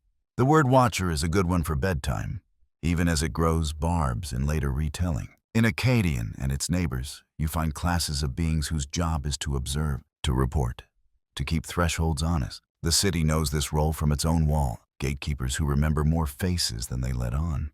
Scribes who read twice before sealing. When a text elevates such figures to the company of powers, it is not inventing fantasy so much as honoring vigilance. The danger comes when vigilance is made monstrous or erotic enough to satisfy a scandal-hungry imagination. Our sparser tablets keep the dignity, watchers as those whose attention prevents ruin, whose calendars prevent embarrassment, whose eyes reassure the sleeping. There are stories where the bright ones misbehave, and it would be unserious to leave them out. A cohort descends and likes the look of dust-clothed lives too well. Skills are shared without licenses. Clothes and cosmetic, smithing and songs travel faster than customs officers can approve. The moral flavor in these tales is complicated. Part cautionary whistle at arrogance, part grateful nod that gifts sometimes arrive by improper routes. A city that feels both pride and vertigo at its own speed needs a myth that says, if tools outrun the rituals that teach responsibility, even the helpful ones can scorch the hand. The remedy is not fear. It is the long patience of instruction, the very thing our library has been arranging all evening. Scribes are less excited by gossip than by procedure. When the Inanna sit in judgment in the netherworld, the tablet records attendance. Threshold, formulas of entry. The border is narrated like a courtroom doorway. Do you know the proper word? Have you satisfied the prior obligation? Are your measures in order? Fear is domesticated by rules. Grief is domesticated by form. If a people can imagine their dead being met by clerks who know what they're doing, waking hours become easier to inhabit. The judges are terrifying in the way a well-run office is terrifying to a lion. In him, the great ones are praised for distributing destinies. The Sumerian term is technical, like a file headed with your name and a list of permissions. A destiny is not fate in the iron sense we later inherited. It is a scope of operation, a remit. To so-and-so is given the plow, to so-and-so the wild field, to so-and-so the gate and the scales. The granting reads less like prophecy and more like chartering departments. We can hear the civic usefulness of this. If honors and tasks are properly assigned, envy is reduced to manageable sizes. One god's excess becomes another's season. One god's severity is braided to another's mercy. The Pantheon is a committee that has survived its own meetings long enough to become tradition. We should bring a soft light to the more aggressive modern readings, the ones that turn every wing into a machine, every title into an astronaut's badge. It is healthy to confess that our age loves the romance of being taught by strangers from the sky. But the texts do not need rescue by rockets to be sublime. They are already sublime, as records of how a culture turned the universe into an ethics of attention. To encode patience as a person and justice as a story is an engineering feat of another kind. It lets a crowded, frightened species coordinate without uniform or baton. Myth is logistics for soul. There is tenderness here, too, woven through all the administrative sobriety. A goddess comforts a city as if it were a child with a hot forehead. A storm god apologizes by watering fields early. A house god watches the lintel and forgives shoes left at the wrong angle during a birth. The small deity's household, threshold, often outnumber the famous one. As small institutions outnumber ministries in any functioning town, you begin to see how piety in such a place is less about thunderstruck epiphany than about good manners. A person who greets the grain's patron before measuring out a sack is announcing to the room, I remember that this measure binds us. A caution on reading tone. The tablets often sound flat to modern ears because their genre prefers list and formula to swoon. The flatness is a feature. By speaking as if everything were already in its proper slot, the hymn or ritual persuades the world to calm down and agree.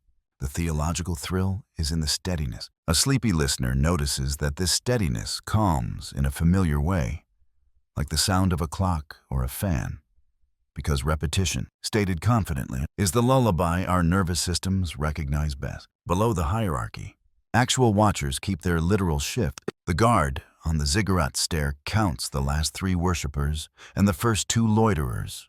The waterman on the night gate listens for the sour undertone that says a canal is sulking.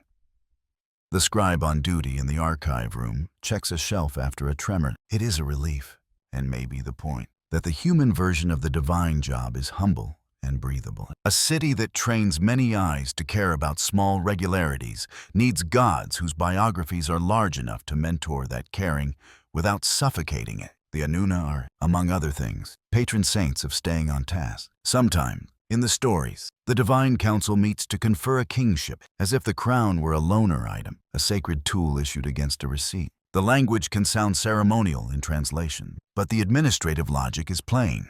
Power is a file that can move desks. If the city goes to seed under one office, another will be briefed. The council's dignity keeps the bureaucracy from feeling like a quarrel. The bureaucracy's paperwork keeps the dignity from floating away into flattery. You can see the king list hiding in this posture, and you can see the flood stories in its shadow. The same world keeps being arranged, and the arrangement keeps needing help. All of this can be abused, and the texts are old enough to know it. When gods become too useful to kings, their smiles start to match the thrones. A remedy the tradition invents is satire, the hymn that overpraises a minor deity to mock an empire's sudden taste for new idols. The myth that sends wisdom drunk and lets some me leave on a boat without permission. Laughter is a defensive clerk in this pantheon. It files corrections other genres won't risk. The nights when laughter survives in the library are good nights. They mean the city can still tell truth to itself without sending soldiers to fetch it. If you are nearly asleep, let the council resolve into something kindly domestic. A table with familiar dishes, a ledger with even column, a door watched by someone who has stood there long enough to know which footsteps are trouble and which are tired. Imagine the watchers doing the small work of preventing a bad surprise, tying a lamp high enough that it will not be knocked, reminding an apprentice to turn the kiln's vent because east wind disagrees with careless heat, nudging the stars into their accustomed order by the only magic anyone here will swear to naming them correctly, on time. In the next part, we will let catastrophe and repair speak once more through a single name, Ziusudra. Later Utnapishtim, and we will follow a boat built from instructions as it becomes a bridge between lists and longing. We will keep our caution about evidence and let our respect for procedures do the singing. For tonight, trust that someone is on the wall and someone is at the ledger. The city's gods and its guards are both versions of the same promise. Sleep, we are watching. Names can act like bridges when the city needs to cross from procedure to consolation. Ziusudra is one of those bridges, later Utnapishtim. Later still, a half-remembered figure who stands on a threshold between a catastrophe and the routines that must follow it. The texts do not introduce him as a saint. They introduce a competent listener. Instructions arrive. How is not our business tonight? And he hears them with the kind of attention that keeps cities from becoming anecdotes. Build a boat. Seal it. Count what matters. Tie what will want to wander. Do not ask for promises the river cannot give. We could dramatize this into thunder and omen, but it is quieter and kinder to let the details behave like a workshop day with larger stakes. Measurements appear how broad, how high, how many decks, as if a family's arguments must be preserved on multiple floors. Wood is chosen for what it will forgive and how it behaves under pitch. Ribs are coaxed into arcs that will distribute panic across timbers instead of concentrating it at a single complaint. The household is reimagined as cargo. The phrase of each kind is less an essay about zoology than a way of saying, take redundancy. A seed from one jar is a comfort. A seed from 3 jars is a plan. Bitumen returns like a familiar uncle with a pocket knife and a joke. It is smeared across seams with a stubborn devotion a mason gives to mortar in a season of indecisive rain. The smell would be conversation by itself, earth made aromatic, the plain lending fat to a wooden animal that must become impermeable overnight. Ropes argue with corners until they learn to prefer one another. A ladder is lashed into the habit of being exactly where a hand will search for it in a stuttering darkness. It is possible to imagine Ziusudra neither noble nor trembling, only busy, the sort of person who likes a list because lists stop minds from becoming rooms in which fear rehearses. Neighbors in these stories are complicated. In some telling, the project is concealed. In other, helpers appear because even gods admire delegation.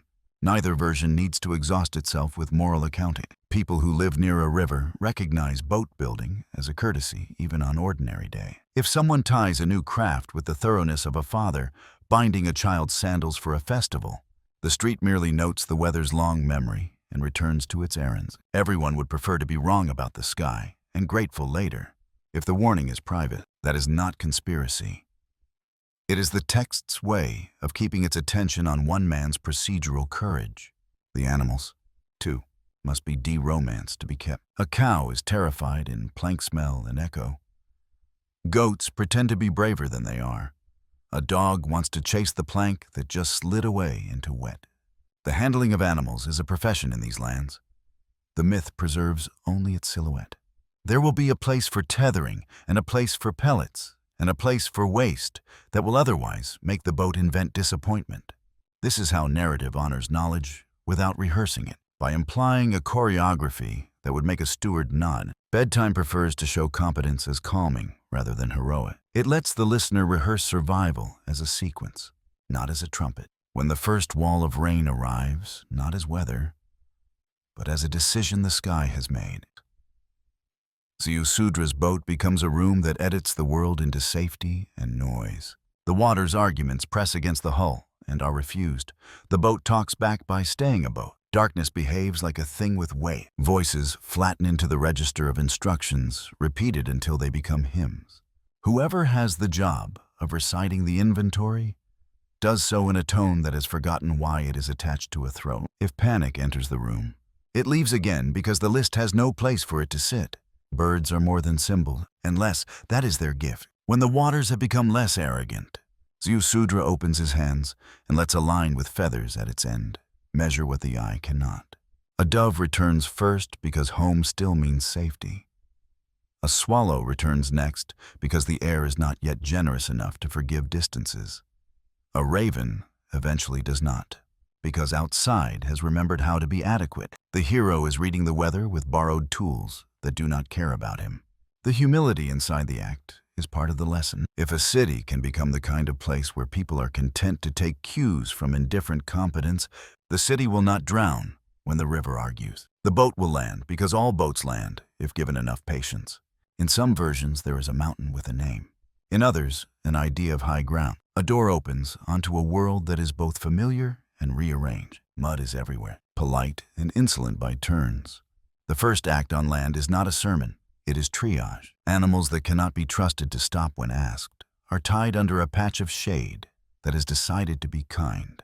Fire is negotiated onto a pit in a way the boat never needed it to be. A man stands with his feet in soft ground and begins to design a calendar without numbers. Late, numbers will catch up. We can, if we like, let piety enter and speak in its administrative voice. An altar is built, and the first smoke of relief rises like a memo. Still here. Would like to remain? Will you sign? The gods are written as hungry for this smell, but the hunger is a way of honoring reciprocity. Gratitude is not a feeling in these texts. It is a performance that teaches the performed to believe it. The sacrifice is less about feeding a heaven than about reseeding a habit. We do things correctly here, even when the ground is teaching us its new names for soft and firm. A ritual after survival is not decoration. It is a template made visible. It reminds frightened bodies that a season can be resumed. The reward for Ziusudra varies with the tablet's age and taste, sometimes a life length beyond the public allotment, sometimes a retirement to a margin where men do not intrude with arguments, sometimes simply the dignity of being named. The generosity looks extravagant until you see it through the city's lens. A people want to make gratitude contagious. If a story shows that obedience to correct procedure is answered by tenderness, listeners will imitate obedience when the next boat is a bundle of reeds and not a myth. The extension of life is an allegory for what repetition can do. Carry a practice further than one pair of hands can carry it alone. Now we should open the ground with care. Archaeology offers silt and pauses. It refuses to swear to a single continent-spanning tantra. At Ur, Woolly's clean layer looked like a sentence ended by a full stop. At Shuruppak, Kish, other sites, other layers insist on their own localities and dates that overlap like voices rather than like a chorus. The scholarly phrasing is episodic, regional, high-energy events. The bedtime phrasing is gentler. The plain remembers more floods than a single story can carry. A city does not need one perfect disaster to learn the manners that disasters require. It needs enough bruises to keep shovels stacked where hands can find them in the dark. When Ziusudra speaks in later poems, he often sounds exhausted and kind, which is a good tone for an ancestor. Odysseys of any age prefer braggarts to tell the middle and the tired to end the tale. He might teach a visiting king how to accept limits without sounding like a scold. He might describe the taste of water after too much water as if he were explaining forgiveness to a stern child. He might avoid details that would encourage the wrong sort of curiosity. The gift he offers is not secret knowledge. It is a pace, a way to move through shock that makes room for neighbors. Procedure survives as proverb. Tie high, store above the tallest memory. Build so that the second thing to fail is easily replaced. Accept that the first bean harvest after a flood will taste like hurry. Do not pretend you know the river's mind. Insist that the river learn yours by edge and embankment and gate. When a bird reports a dry place that your eyes cannot see, do not argue with the bird. When the first night in the new house feels smaller than the last night in the old, keep the lamp near and the door light. Sleep will forgive the room if the hinges sound like consent. The King List, which once treated the flood like a line break, resumes its columns as if this man were only a comma in a sentence about office. That is not disrespect. It is the genre's loyalty to continuity. Kingship move, writes the tablet, and so it must. Changing desks, the way water changes moods. Under that voice, the Ziusudra story whispers that continuity is built, not granted that someone had to decide not to panic and to make a door behave like a doorway again. The recipes the story bequeaths are small. Bitumen at joins, birds at interval, prayers at pauses. We are allowed to love them because they work. Let the boat, now settled, become lumber for a roof that will keep mornings charitable. Let the open hands that once released birds now measure flour and forgive the smaller spillage that marks a kitchen still getting acquainted with itself. Let the name rest where names rest best, in a room where a teacher points at a tablet and tells students that long life sometimes visits the competent, and that competence is a kind of worship when the water is bored of behaving. You can sleep to that. It is not miraculous. It is generous. In the next part, we will widen the lens and confess a modern temptation to synchronize every clever ruin and every stone that watches the sky into one long inheritance. We will visit older thresholds like Göbekli Tepe with respect and restraint, letting chronology say what it can and allowing kinship to remain an open door that does not yet lead to the same house. There is a seduction in neat arrows that run from one wonder to the next. You look at a plan. In baked brick, a city with measured precincts, with canals that behave like sentences, and then you look at a ring of carved stones on a far hill raised long before barley learned its grammar, and the mind proposes a marriage. Surely the discipline of the later thing was taught by the astonishment of the earlier. Surely the hand that tracked Venus from a temple roof had a grandparent who learned to count constellations inside a circle of megalith. The temptation is human and forgivable. It is also a place where bedtime prefers honesty to satisfaction. Chronology is a modest god. It asks us to let ages be different without denying them kinship. In the southeast of today's Turkey lies a hill where deep time insists on speaking Göbekli Tepe, a name that tastes like dust and patience. Its pillars are older than cities by a measure that makes adjectives retire. The T-shaped stones carry animals like a procession of the world: fox, boar, crane, scorpion cut with a confidence that suggests hands already sure of ritual's grammar. The architecture is circular because circles keep speaking even when no one is standing at the center. The place is an institution without a neighborhood, a sanctuary that seems to have served gatherings of people who still walked more than they stayed. Agriculture had not yet made daily bargains with rivers. Pottery had not yet learned to keep soup from escaping. And still there is order and attention, coordination, and the kind of schedule that persuades rock to pretend it is light. We should pause here and resist the trampoline between artifacts. Sumer's brick and canal belong to the 4th and 3rd millennia BCE. Göbekli Tepe's oldest enclosures deepen into the 10th. The distance is more than a chapter heading 12 or more centuries by conservative count. Enough time for 1,000 winters' worth of forgettings. What we can say without rushing is that attentiveness to sky and animal and symbol already existed at a scale wide enough to build in stone, long before the ledger invented its call. What we cannot say, without inventing a bridge that has not been found, is that a specific priesthood carried the flame forward by rote across that distance. The line, if it exists, is thread-like and mostly underground. Other old places stand with different postures. In the Caucasus and the high Anatolian plateaus, alignments leer at us from the oblique angles of survival. In the Nile's valley, later and surer, alignments will grow into arguments with the sun, so persuasive that an entire civilization will organize its bones by then. Across the ocean, an image better left for other night stones will be arranged to tame solstices. The historian's caution is to pronounce convergence where a pattern can be explained by similar problems solved by similar minds. If you want to plant when planting will answer, you will watch a sky whether or not your neighbor watched his. If you want to keep time with fairness in the face of moon and season, contradicting one another, 60 will come knocking because 60 is good company. This is how we make peace with the urge to synchronize. We recognize that human necessities design similar tools in far-flung rooms. And we keep our romance agile enough to applaud that without swearing to an underground telegraph.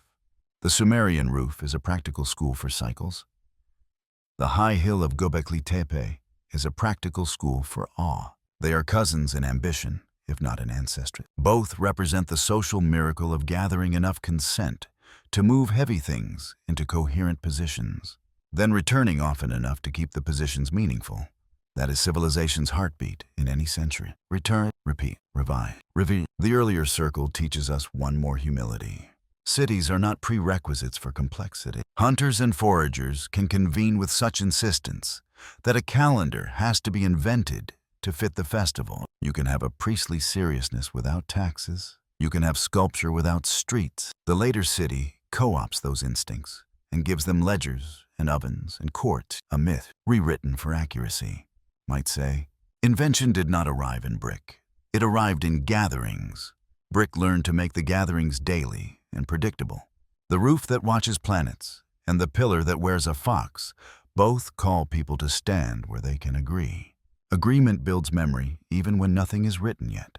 There is a quieter question behind the urge to synchronize. Why do we want one story? Partly because sleep likes edges smoothed down, and a single river running through many lands is easier to float than a delta, partly because our pride prefers ancestry that feels singular, one school, one lineage, one master class in the old light. The night, being kinder than pride, asks for another posture.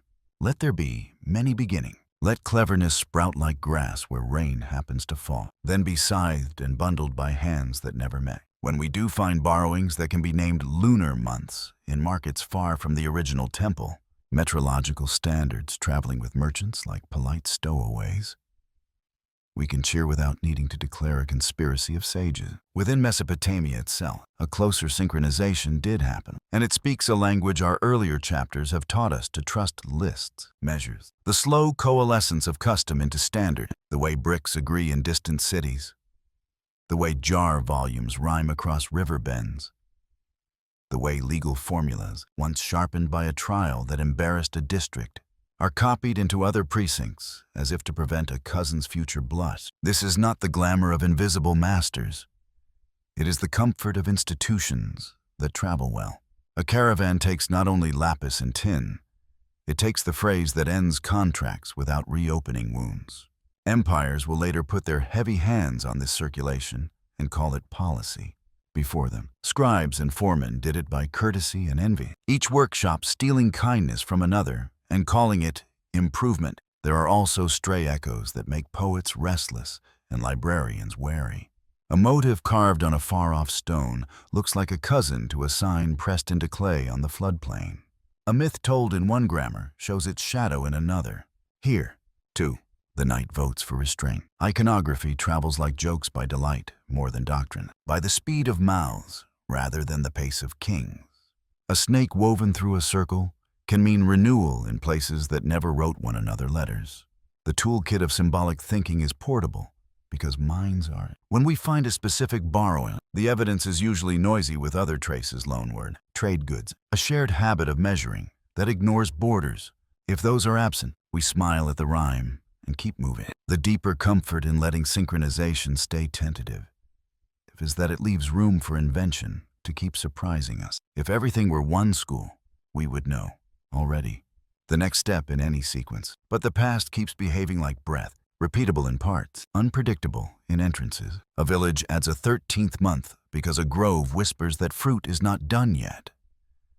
A shrine shifts its stones on a rumor of wind. A city invents a legal fiction to solve a problem the law did not foretell. None of these need a high council across continents. They need only the stubborn intelligence that sleep invites by slowing a mind down to its careful setting. Göbekli Tepe offers a final lesson suited to the pillar. After centuries of use, the circles were carefully buried, put to bed by their own keepers, as if to retire a form without disrespecting it. This is not a collapse. It is a closure. The act reads like an administrative decision at the end of a very long meeting. We have done what this architecture could do. Let us archive it in earth and see what new shapes future gatherings will require. Cities inherit that serenity when they are wise. They build ziggurats on top of older sanctuaries. They copy a hymn into a new meter. They keep the number 60 and let almost everything else be revised by need. Continuity, in such a tradition, is a temperament more than a plan. So let the synchronization problem resolve into a lullaby rather than a theorem. Many rooms, many roofs, many circles, many ledgers. The sky is common and the ground is various. Where problems match, solutions rhyme. Where problems differ, craft invents a new grammar that still manages to be legible to neighbors. On some nights, you can hear the whole human workshop breathing together. The hill carvers, the canal cutter, the roof watchers, the lodge copiers, none of them aware of one another. All of them consenting to the same courtesy. Return, measure, repeat, correct, share. In the next part, we will let the museum's more argumentative corner speak the shelf of anomalies that excite beginners and divide experts. Lenses that may or may not be lenses. Jars that coax sparks if you ask them to. Drill marks that look too confident for the tools we're sure were on hand. We will keep our tone domestic and our claims labels, and we will let curiosity be the kind of guest who leaves the kitchen cleaner than it found it. Museums keep a shelf for our appetites. The corner where objects that do not sit down politely are asked to behave for the duration of a label. Here lies a piece of rock crystal ground to a modest convexity.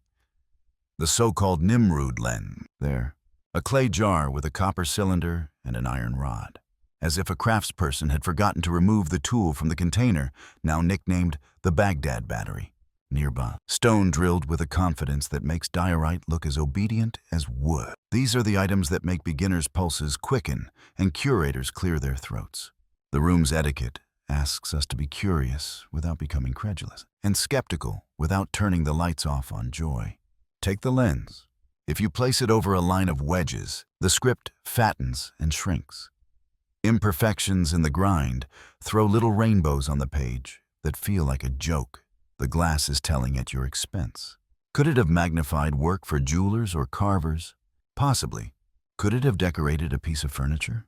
Catching light like a pet drop of river, also possible. Could a bored courtier have used it the way a child uses a puddle to see the world look different for a heartbeat?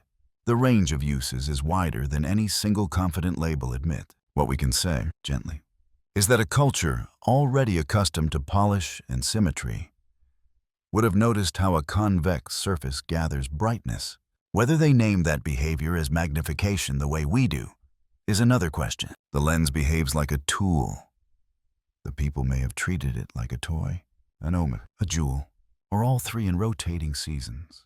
As for the jar, copper inside clay is not magic until you add an acid and a purpose. Vinegar or sour wine would do for the first. The second is hard. Dismissal comes easy, no wire, no network, no reason, as does romance galvanic cells for electroplating priests' secrets. Between those extremes lies a daylight of plausible middle. Copper and iron corrode in interesting, symbolically ripe ways. An object that reliably fizzes or tingles when handled a certain way is the sort of thing ritual specializes in, repeatable surprise that announces itself to the skin. Could metal finishing have benefited from a mild current, even if no one wrote down current? Perhaps. Though the workshop evidence for systematic plating floats away when we try to weight it. The safest story is that the jar is a container first and an invitation second.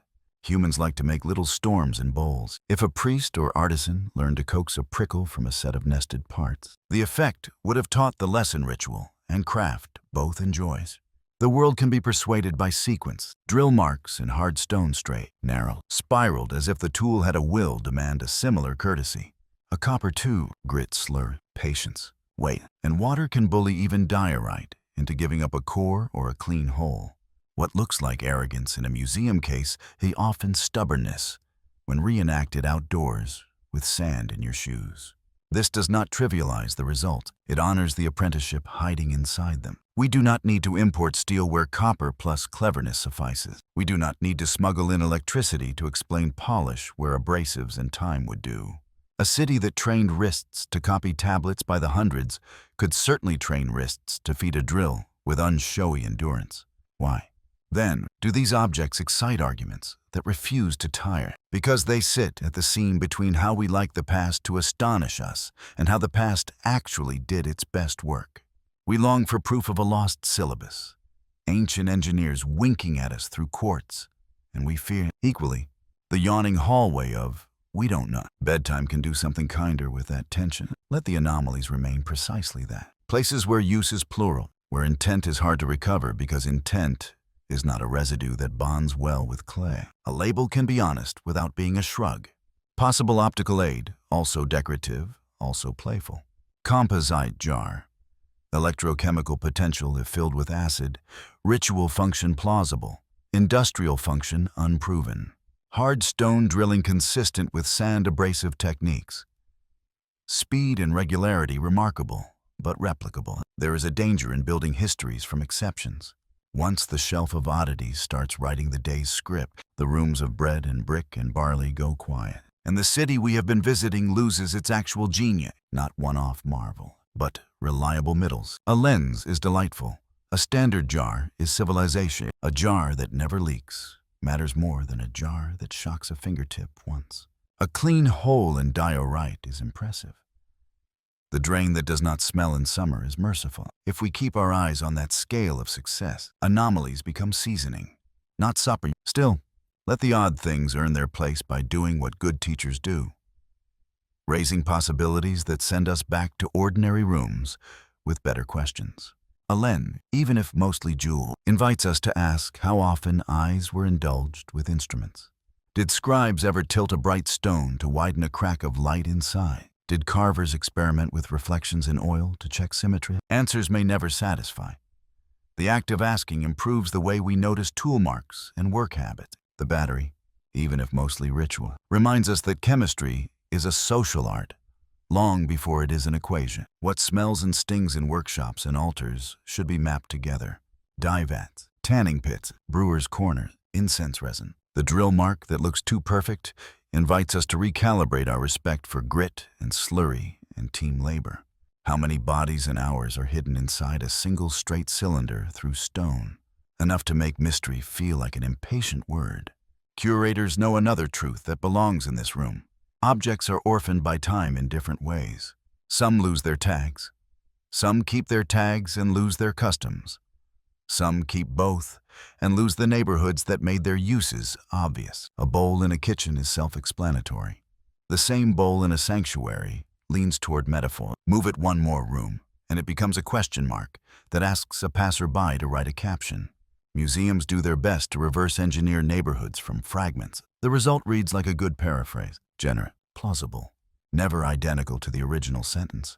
A calm label is a form of respect. There is an ethics to how we tell stories with anomalies. The exciting answer, they knew everything, flattens centuries into a single boast and robs craftspeople of credit for working knowledge rediscovered many times. The despairing answer, they knew nothing, turns lively problem solvers into scenery. The steadier answer is less marketable and more nourishing. They knew enough to get results that still make us blink. They preferred solutions that hands could repeat.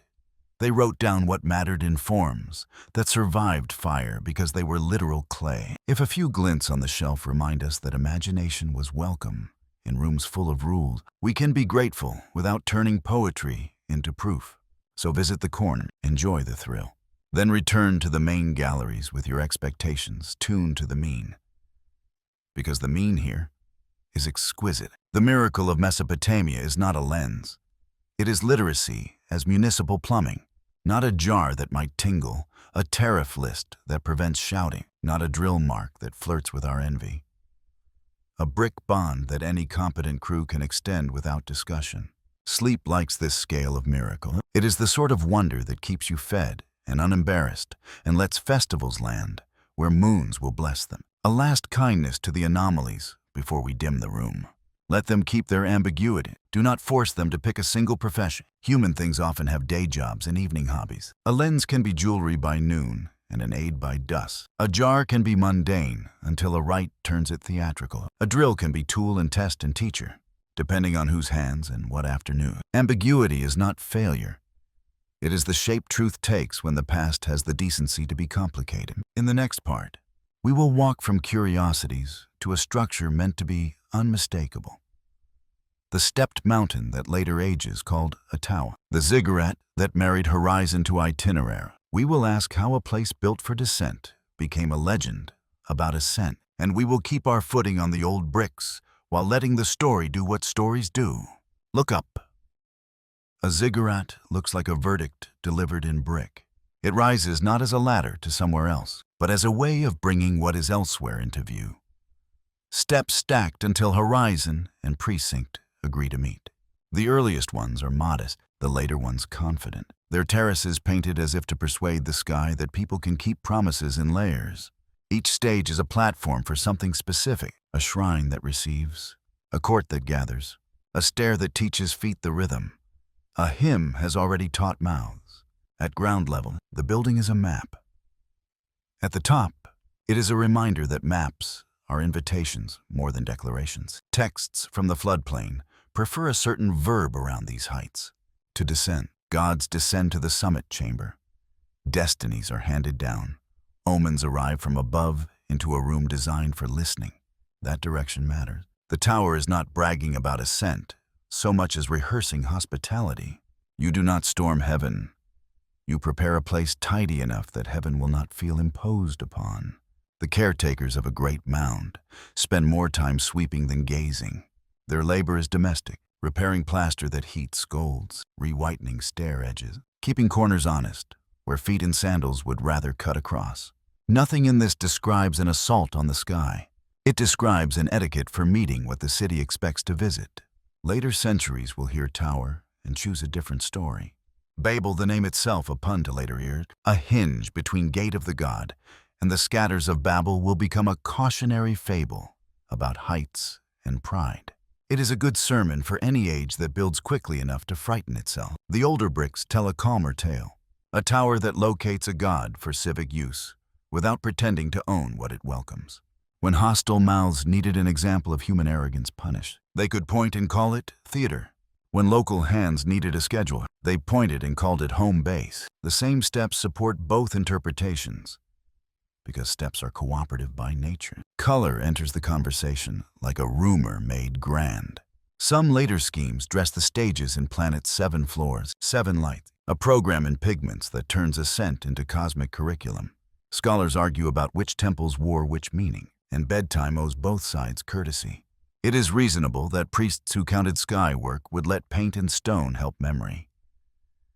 It is also reasonable that specific charts now confidently pasted to specific mounds are modern concoctions, maps of desire more than of brick. Let the caution be part of the pleasure. If this terrace wore red, let it be for earth and baked blood and the eye's joy. And not only because a distant Saturnine spreadsheet requires it. The ziggurat's face was surely didactic. It was also a public work that had to look like a promise kept after wind and dust. Climate, slowly, with a basket of offerings balanced against your hip. The city shrinks into coherence beneath you, canals as silver sentences, streets as closets, courtyards as pauses where families breathe. The higher stair is narrower, which is not symbolic so much as structural. Yet symbolism borrows what it needs. Approach tightens, attention improves, voices quiet.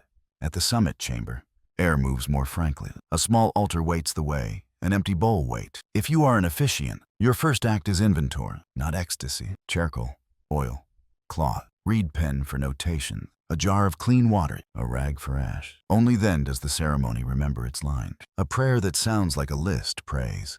Request, promise. Reminder is answered by a breeze that sounds like housekeeping.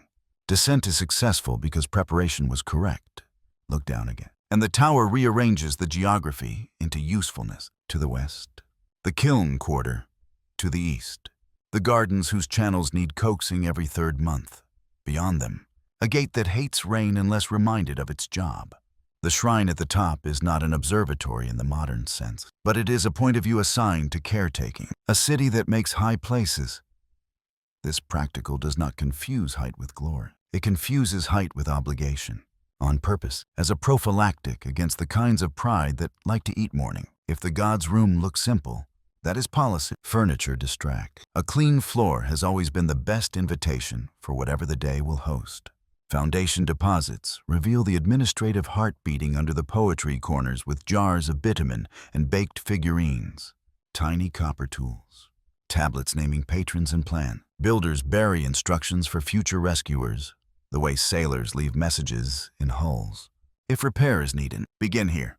If doubt arises about measurements, consult this rule. The tower is a manual written in stages. Its footers prove it. That practicality survives in the legal formulas that mention such places. Oaths sworn on stair number thus and such. Penalties doubled if offenses occur on the precinct's second terrace. Where dignity is thickest, sacredness is a zoning law that works. Crowds below treat the stair as liturgy. Festival processions know which landings allow the right turns for a hymn's cadence. Food lines bend where wind gives kindness. Women who carry new infants at dawn learn the step height with a body they are still re-inhabiting. Boys with mischief in their bones try running the slope between terraces once. A guard's look calibrates their future ambitions. The structure trains manners by being too obvious to argue with. It domesticates verticality into a public virtue. Patience. No one climbs 1,000 steps without learning to inherit other people's pace. Pilgrimage is traffic engineering with incense. Architecturally, the building solves a plain problem: how to keep mud brick honest in a climate that adores erosion. Batter the walls inward so rain leaves quickly. Face the vulnerable bits with fired brick where budgets allow. Instruct runoff to behave by carving shallow rills in forgiving places. Devise staircases that can be repaired a stage at a time, with volunteer labor that thinks it is prayer. Later empires will rehearse their might by refurbishing such mounds, writing themselves into older stones with the bravado of restorer. A king who repaired the temple is a title as valuable as a king who won a battle, because both quiet and victory are civic goods people notice at the gate. The myth of Babel tugs at the edges of this picture, demanding a moral about scattered tongues. There is a truth inside the fable that the bricks themselves can vouch for. Languages do drift. Markets import words the way they import tin. A city that thinks faster than its neighbors risks sounding like a man talking to himself at the well. The tablet school is Babel's daily antidote. Determinatives mark gods and trees. So readers from different districts will trip on the same meanings. Bilingual lists do the patient work of teaching one mouth the other's shortcuts. If confusion is a curse, libraries are counterspells written in clay. The tower, seen from the schoolroom, is not a provocation. It is an address delivered to the room upstairs. A few generations later, a visitor from a neighboring culture will stand at the precinct's edge and translate the scene into the grammar he brought with him. He will misunderstand some things cleanly and understand others well enough to carry them home. That is how legends travel, by fidelity to mood. Even when details hitchhike, we inherit the mood loudly ambitious, dispersal, and we re-import it into rooms where the original intent was maintenance and welcome. There is no harm in owning both readings if we label them. At night, the brick prefers the older one. Keep the stair swept. Keep the room ready. Keep descent possible. If you sit on a middle landing at dusk, the tower behaves like an instrument. Children's voices resolve into scales. A drum practiced 2 courtyards away acquires reverb the builder probably did not promise but would have approved. A dog's bark bounces and returns as if to agree. Wind notes which corners it likes. Lanterns declare the line between ceremony and ordinary supper. The precinct is an amplifier for civic tone. Not only for hymns, on bad day, the same geometry will make panic louder. That is another reason the stair is kept in repair. Flight should not have to decide between physics and necessary speed. The tower's kindness is that it serves fear and festival with equal neutrality, like a well-run gate. Before we leave, return to the top room and picture emptiness as policy. A small bed or couch. A low table that refuses to be heirloom because replacing it should not hurt. A set of tools no grander than a kitchen. The most expensive thing is air with a view. If we had built this to climb out of our condition, we would have filled it with boasts. Because we built it to receive, we leave it open to whatever will arrive with tomorrow's careful light. A city can keep that posture long after a particular mound has slumped back toward earth. Keep a higher room simple. Let what you need descend. Record it with courtesy. Carry it back down the stairs without making the stairs holy. In the next part, we will follow the temperament that prefers repair to novelty. The restoration motif that hums beneath so many lines. This is the rebuilding of what was before.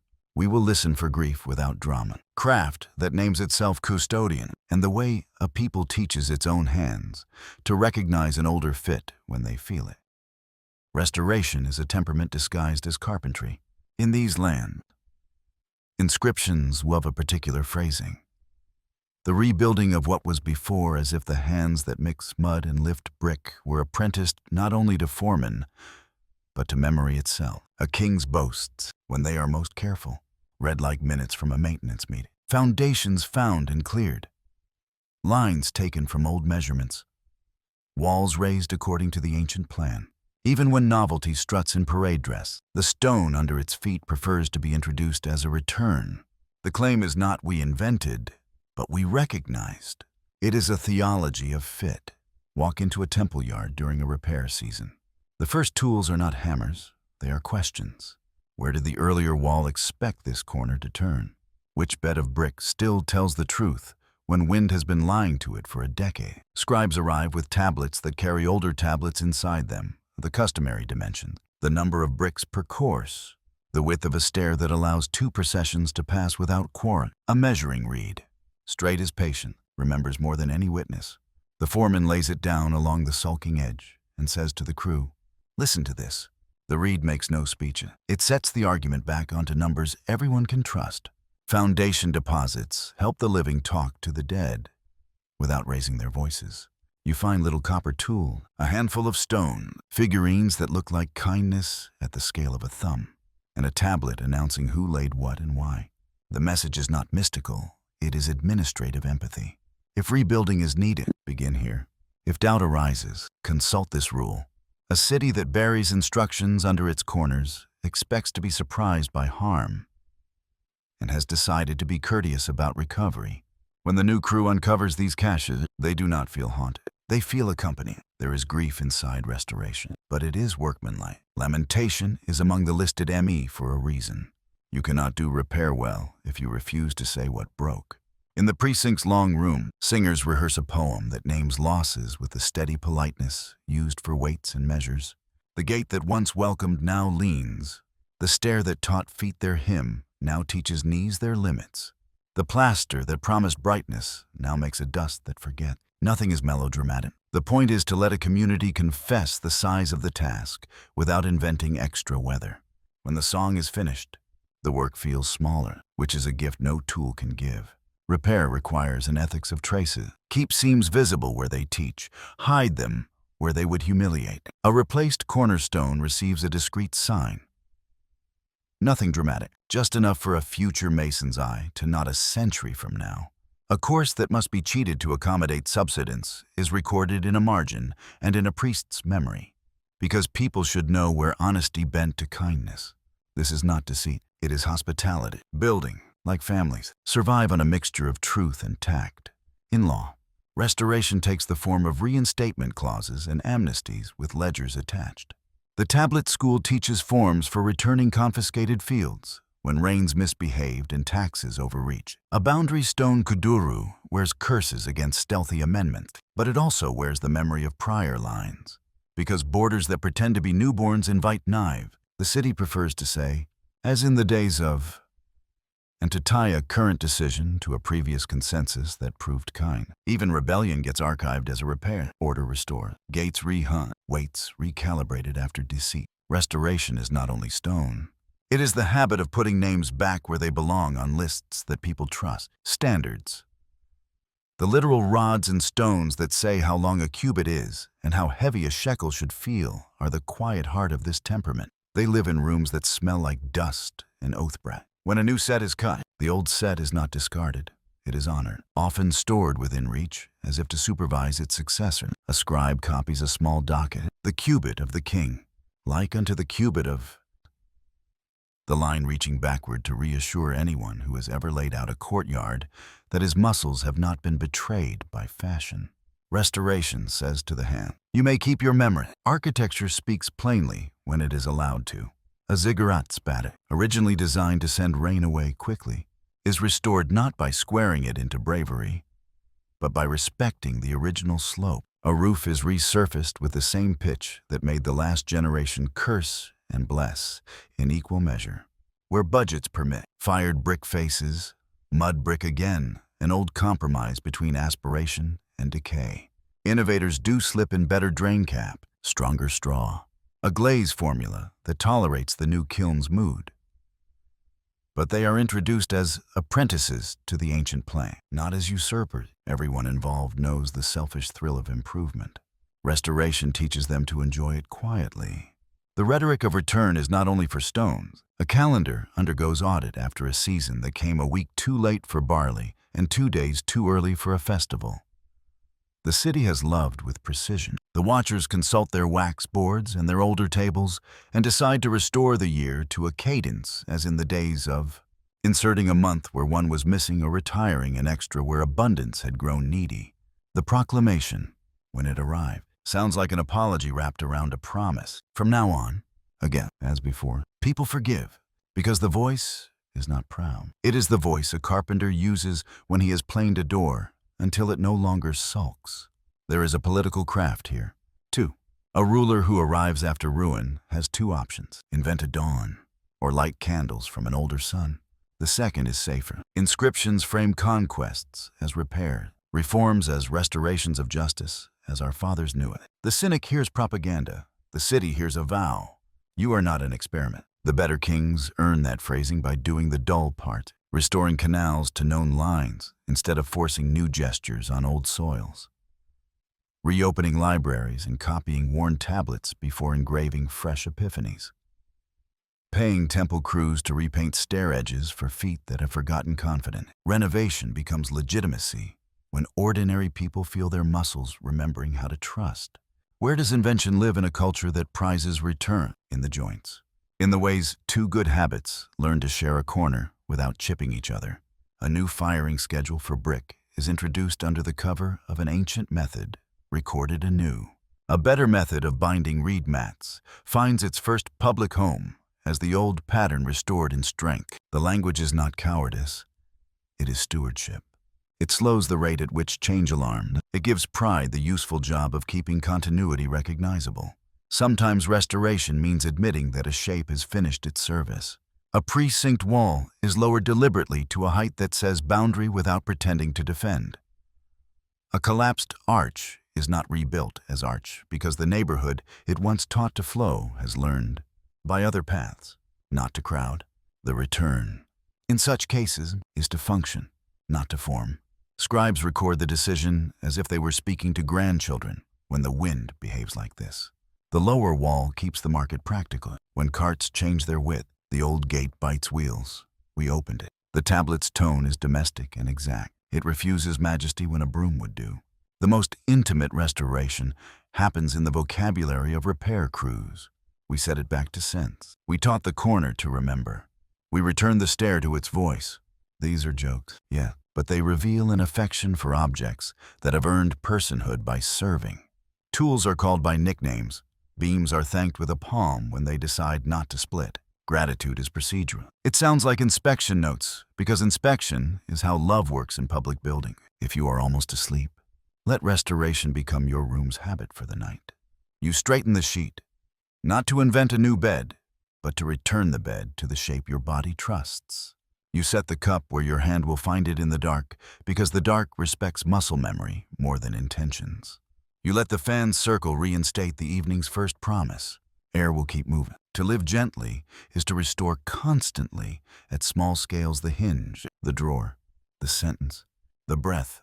In the next part, we will dim the museum lights and return to the human scale that made all this possible. Fingerprints in clay, corrections left visible, a guard's quiet round, the way a civilization teaches itself to end a day without drama and to begin a morning without surprise. For now, let the old plan hold you. The night knows how to be itself again. The museum knows how to be a city after hours. When the last school group's hum fades into the stairwell and the attendant sets the latches with the ritual two-finger press, the rooms do not go empty. They go legible. Footfalls that were swallowed by chatter find their outline. Glass reflects less and reveals more. Labels, relieved of their duty to perform. Read-like notes, a careful friend left for a future that would misplace its keys. The guard who walks the rounds inherits a jurisdiction older than alarms. Keep breathing at a measured pace. Look without suspicion. Touch nothing unless touching prevents harm. He knows which cases prefer to be greeted, and he gives them a quiet nod in the same order every night. Procedure becomes affection when repeated kindly under the soft green of low light. Clay remembers what it once was. River mud persuaded into memory. On one tablet near the ion, a thumbprint rests in the margin where a student steadied his hand before committing to a line of signs. It is not an accident. It is an anatomically precise kindness. You can almost see the pause. The long inhale a teacher would have taught. Settle, then press. The line following the print trembles a little less than the one before it. On another tablet, a correction sits like a cousin beside a word that took a wrong turn. The fix is not ashamed of being visible. It leans at a slightly different angle, the way a later helper leans when finishing someone else's sentence without stealing it.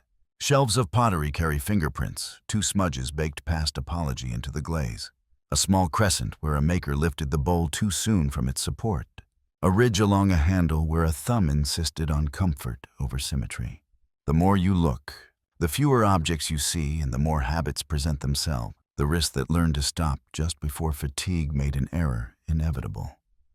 The shoulder that remembered to change sides every 5th jug to keep tomorrow from resenting today.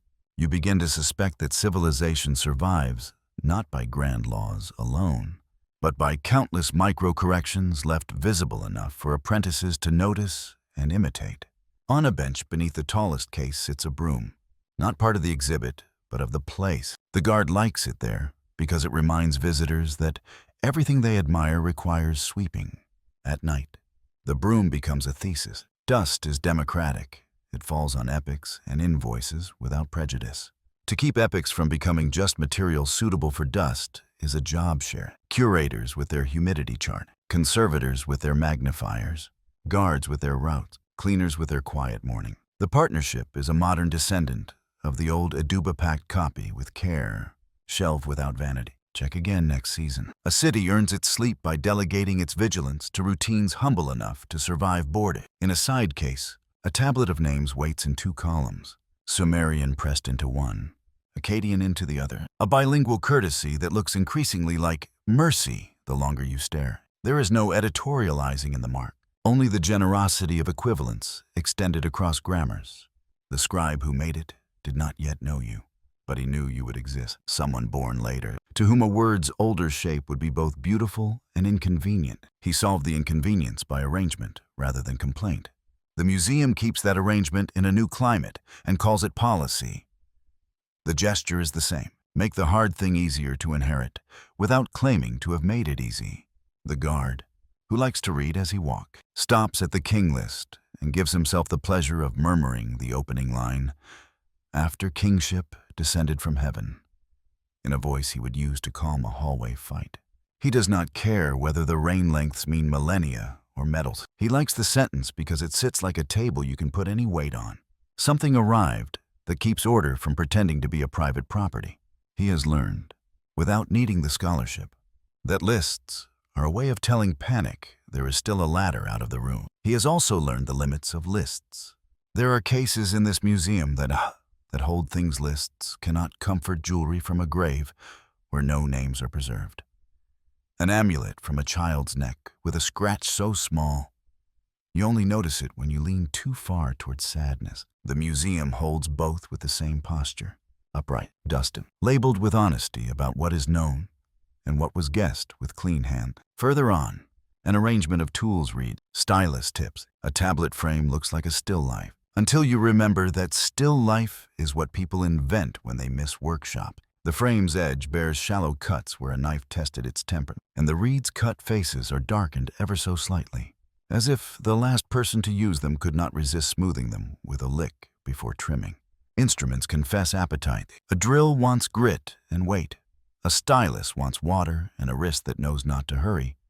A kiln wants patience and a neighbor's tolerance. The museum, to its credit, leaves enough of the roughness visible that you can reconstruct the rules of wanting. Do not starve your tools. Do not indulge them into arrogance. Teach them what tomorrow feels like. There is an exhibit of seals and impressions where entire treaty chapters are compressed into circles the size of a coin. A lion chases a stag. A king touches a god's sleeve. A line of attendants carry baskets that look heavier than the posture admits. The repetition of motifs used to bore the guard, now it reassures him. Repetition is the mother of legibility, and legibility is the mother of trust. If a mark impresses the same scene with the same pressure across many years, people who cannot read clauses learn to trust the sound of a seal closing a document as if it were a drumbeat in a procession. The modern signature is a lonely thing. Compared to this, it proves identity and nothing else. A seal says, "I belong to a choir. We know our lines." A small case near the end of the gallery holds spindle whorls, whose holes are so perfectly centered you would think symmetry had learned to purr. Texts seldom bother to praise the spinner, but the museum can. The guard sometimes stops and thanks them aloud, the unseen hands that turn disorder into thread, thread into cloth, cloth into garments, without which ceremonies would have been drafty and dignity thin. He has come to suspect that the city was held together as much by the competence of people who were never named as by kings and lists. The museum, if it is wise, leans toward that suspicion too. It places a pot with a perfect lip where the light will discover it at the same hour each afternoon. It writes the potter's mark on the label when it survives. It lets a visitor feel, without being instructed to, that correctness is a public good. Sometime, at the long turn between halls, the guard hears the building making small arguments with itself. Settling clicks in old wood, the brief whine of a tired hinge, the breathy exhale of the HVAC deciding to forgive humidity one more hour. Maintenance notes are tucked behind a door. Second floor, north case replace gasket. Prevent condensation rings. Light 23 flickers when dimmed below 40%. There is nothing glorious here and nothing optional. This is the scene where love and logistics become one act. The old city would recognize it as easily as it recognizes a well-cut drain. Keep the environment stable, and the story remains available. On his last circuit, the guard slips into the educational room where children sat earlier to press their first clumsy wedges into clay. Trays of practice tablets wait on a rack to be returned tomorrow. Some are daring, some are careful. All are earnest. A few bear the universal confession of learning an accidental thumbprint over a triumph. a smudge where excitement outran dexterity. The guard rearranges them the way a teacher might, placing a proud effort where morning light will flatter it into a memory that keeps a hand coming back for more. If civilization is a relay, this is one of the baton passes. Let the child see that practice produces something that looks like belonging. By the time he reaches the atrium, the night has become the museum's ally. Street noise has flattened into a far river. The reflections on the big glass are no longer of visitors, but of the building's own ribs, reminding itself that architecture is a skeleton, willing to be honest about its bone. He checks the door, notes the temperature, signs the sheet with the small pride of someone who knows that his line tonight fits inside a column of other lines that made the same promise. Rounds completed, all secure. It is not poetry until you leave it on the page long enough to hear how gentle the verb is. Secure, not locked. Secure, not silence. The objects behind him do not sleep. Exactly. They rest in a condition that resembles trust. They trust the cases to keep fingerprints off what no longer belongs to oils and heat. They trust the labels to dissuade clumsy certainties and to invite good questions. They trust the building to remember, every hour, what weather is doing. They trust the city to keep using them as mirrors that teach faces how to belong to something older than wanting. The trust is repaired nightly by people whose names will be recorded only on a timesheet. It is the kind of trust that lets mornings be recognizably themselves. If your breaths have lengthened to match the corridor's hum, carry one small lesson out of these rooms and into your pillow. Memory becomes myth, becomes method, then becomes mercy, if we let it. A fingerprint left visible is an invitation to forgive a future error faster. A correction not rubbed out is a warning posted in a friendly tone. A routine written down is a kindness passed forward to a stranger who will stand where you are not. The city learned this under moons and floods. The museum practices it with thermostats and key. Both ask the same favor of those who inherit them. Be steady, be legible, leave room for repair. In the next part, we will step outside again and feel the night wind coming off the old riverbeds, returning to the warmth over Uruk, to the circle of 60, to the question we asked at the beginning, and can answer only by walking back through what we have learned. For now, let the galleries keep watch. Your breath is part of their climate tonight. Night outside has the old river's temperature warm on the cheekbone, cool on the throat. The city sleeps in stacked breaths. The museum's glass changes back into streetlight and self-regard. The roofs remember their arithmetic without witnesses. We step out the service door as if leaving backstage, and the sky does what good stages do. It erases the rigging and presents the play. Stars return to their distances. The moon, which has no interest in our calendars and every interest in our attention, sits at a respectable angle to the alley and makes the grit look briefly like sugar. Uruk is both here and distant. It arrives when we use it, the way a tool becomes itself in use. We began with a fan and a circle, with the number 60, behaving like hospitality made numerical. Let it come close again now that we have walked among wedges and stairs and jars. 60 is not magic. It is a friendly neighbor. Divide it smile. Ask it to host fractions. It pulls up chairs without asking who invited whom. Place it on a roof at dusk with a knotted cord, and the horizon becomes a lesson plan instead of an ornament. Place it on a wheel, and you get smoothness disguised as inevitability. Place it on a clock, and our rooms learn how to keep appointment with one another. If destiny is the file folder the gods use in hymns, 60 is the tab that helps a clerk find the right drawer before panic invents a new filing system. Walk an imaginary circuit from the ziggurat down to the canal and back the way a scribe would, rehearsing a morning's forms in his head, or the way a guard would, asking corners to declare their intentions. The tower's upper room remembers how to receive. The stair remembers courtesy. The precinct's wall remembers that boundary is kinder than barrier. In the alley that smells of old oil and wet clay, a potter's shelf is a street-level parable about standardization. 6 bowls to a space that used to hold 5, because a wrist learned a trick that future wrists won't have to name. At the canal edge, the gate's notch recalls last season's correction. The overseer has written 3 pegs, not 2 in a place the peg-hungry rain cannot reach. A schedule can be a prayer if it stops things from forgetting. Past the kiln quarter, The library's walls hold the sort of silence that sounds like competence. Within them, a bilingual tablet breathes without self-congratulation, letting two grammars share a line like good neighbors passing water. Across the courtyard, a line of school tablets, still damp at one edge, lean against a rack with the dignity of wet laundry. Ordinary, necessary. Correct exactly, because they will be taken down and handled tomorrow. A boy will copy a column that his teacher copied from a copy of something that knew how to keep cities from inventing themselves. Every morning, continuity is an economy. It prevents waste. Lengthen your stride, and you can feel the ground's old mischief, the way floodplains practice dishonesty, until a people teaches them courtesy by channel and rule. The stories made a boat to dramatize the lesson. The courts made allotment lists to implement it. The workshops made drain slopes that ensured the lesson did not have to be relearned under duress. Ziusudra's birds, released at intervals, are cousins to the watcher's notes on the roof and to the foreman's habit of checking a gate on the hour. Procedures that admit uncertainty without surrendering to it. This is what we wish we have been walking among all evening. Not miracles. Not their parody conspiracy, but methods taught to behave like furniture. If you pause at the market gate, you can hear economics exhale in its honest register. A woman counts aloud so her hands and neighbors agree.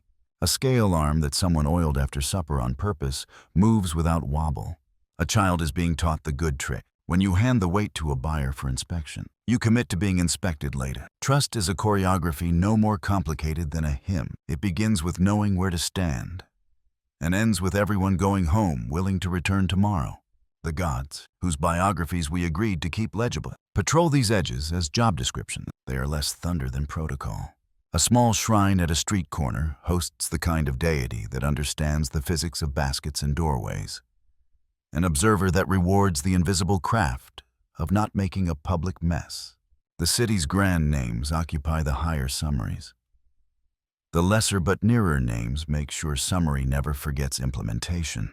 When the hymn says destinies are distributed, the market translates, this stall keeps the scale honest. That stall knows how to forgive a farmer's measuring error when a wrist trembles with embarrassment. Theology is a set of expectations without a badge. Look up again. The sky indifferent. Reliable does not care about our self-congratulations. It accepts good calendars and punishes bad ones by letting us humiliate ourselves. The watchers avoided humiliation by borrowing the virtues we have watched in mud and brick. Repetition. Correction. Polite reference to older measure. A public tone that forgives visible fixes. If a month had to be added, the voice used to proclaim it was the voice a carpenter uses when planing a door that swells in the wet season.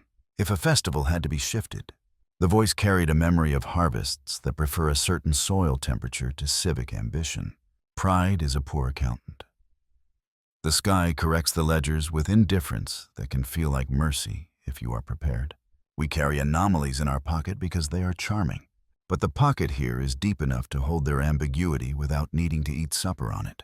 The Nimrud lens, the jar that might prickle, the gleaming drill marks, good questions embodied, none of them strong enough to overthrow the stools holding up the day. Their power is in how they return us, with arched eyebrows, to the routine. How often did craft look at light? How often did ritual look at chemistry? How often did practice invent competence without inventing a theory to scold it? The answer is frequently enough to feel like intelligence, not constantly enough to excuse neglect. We promised ourselves a return to the opening whisper, the old water, the patient stars, the base that divides by kindness. The whisper has kept pace. It sits on the lip of the canal. It rides a stair's edge where a careful foot has polished the plaster into advice. It turns inside the fan that has been cooling your room this whole time, converting counted circles into comfort without asking for a priest's vocabulary. The whisper says, agree on small things. Repeat your agreements. Write them down. Forgive honest corrections. Keep high rooms empty for dissent. Name your standards. Bury instructions for the frightened future. Lift what others have already placed. When lifting is kinder than novelty, if a moral must be hammered from this soft metal, let it be this. The oldest story we have tonight is not the flood or the king list or the tower's misread rumor. It is the story of procedure rescuing feeling from chaos. A clerk's boring virtues save a household's tenderness for occasions that deserve it. A builder's fidelity to a slope keeps a child from learning about collapse by example. A school's insistence on copying keeps a hymn from becoming a private possession. In a world that bruises memory with water and heat, these are heroic acts in a register that refuses to call itself heroism. You can sleep to that. Let Uruk stay both object and method.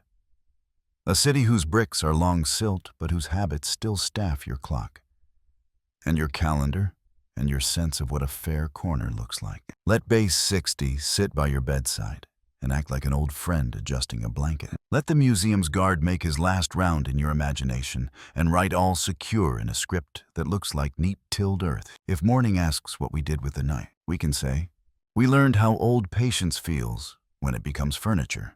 In the next part, we will lay the bed of what we have walked into, a single steady summary Uruk under its warm wind, the ledgers, list, and liturgies behaving like one temperament, the flood's curriculum, the tower's etiquette, the library's rescue, the workshop's proof. Then we will let the closing be what good closings are, an opening into sleep that treats tomorrow as a place already partly arranged. It helps to gather the pieces and set them in a circle, like jars ready for counting. Uruk under warm wind, a city that made habit into shelter, the ledgers that refused to dramatize, the lists that turned panic into an aisle you could walk down, the liturgies that taught feet and mouths the same turns, the workshops where geometry wore an apron, the library that domesticated forgetting, the tower whose height was an address for dissent.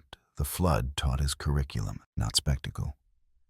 The ME as instruction pages folded into lives. The watchers who kept skywork honest so streetwork could keep its promises. Each thing we touched is only itself.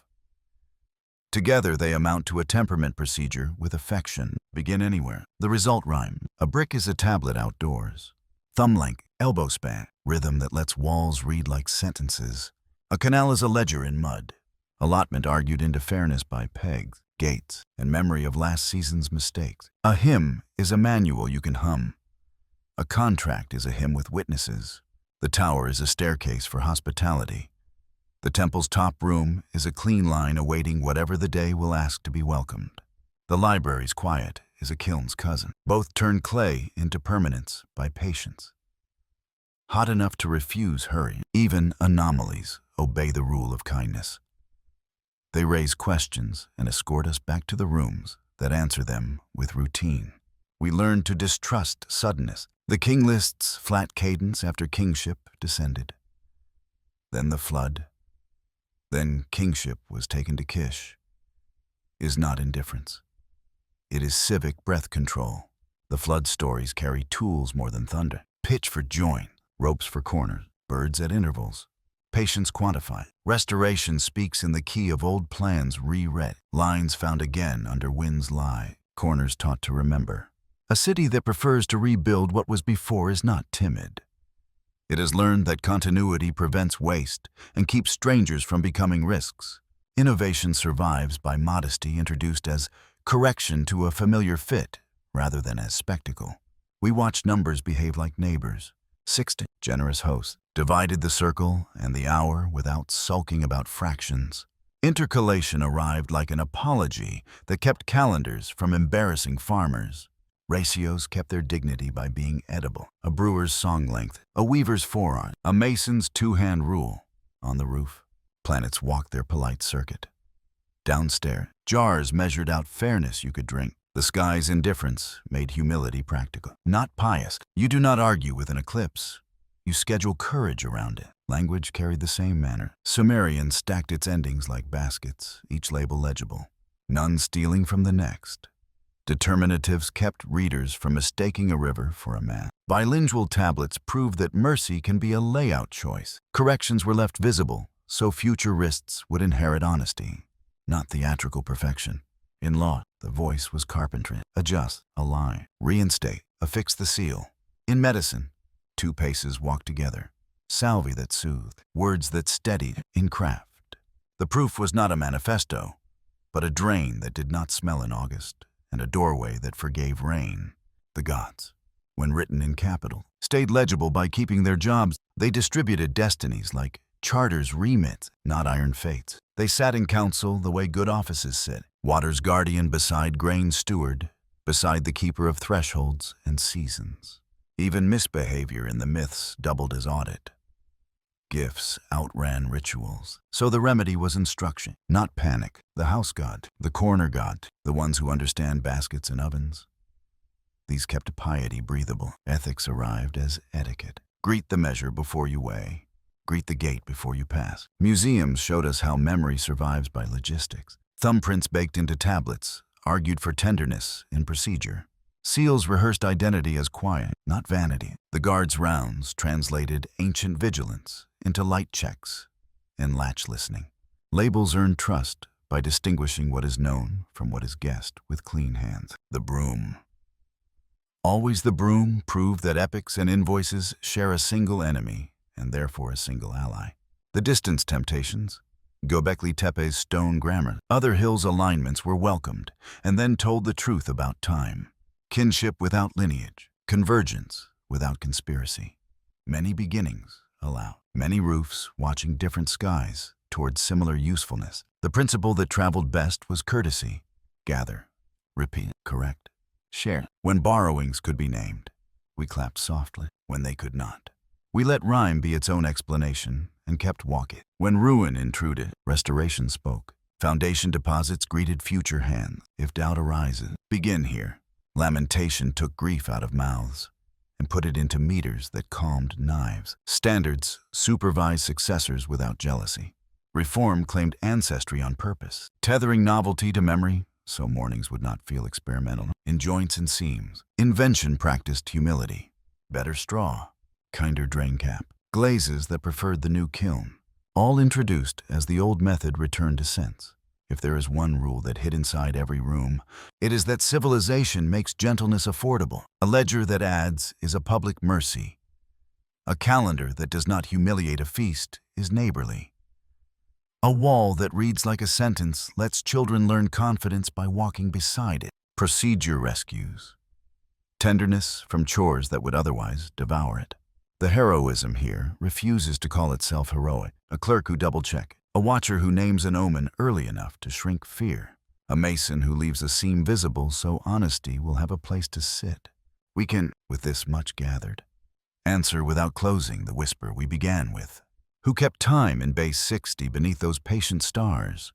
People whose roofs were classrooms and whose ledgers were lullaby. Why do so many old stories remember the same great water and the same watchful teachers?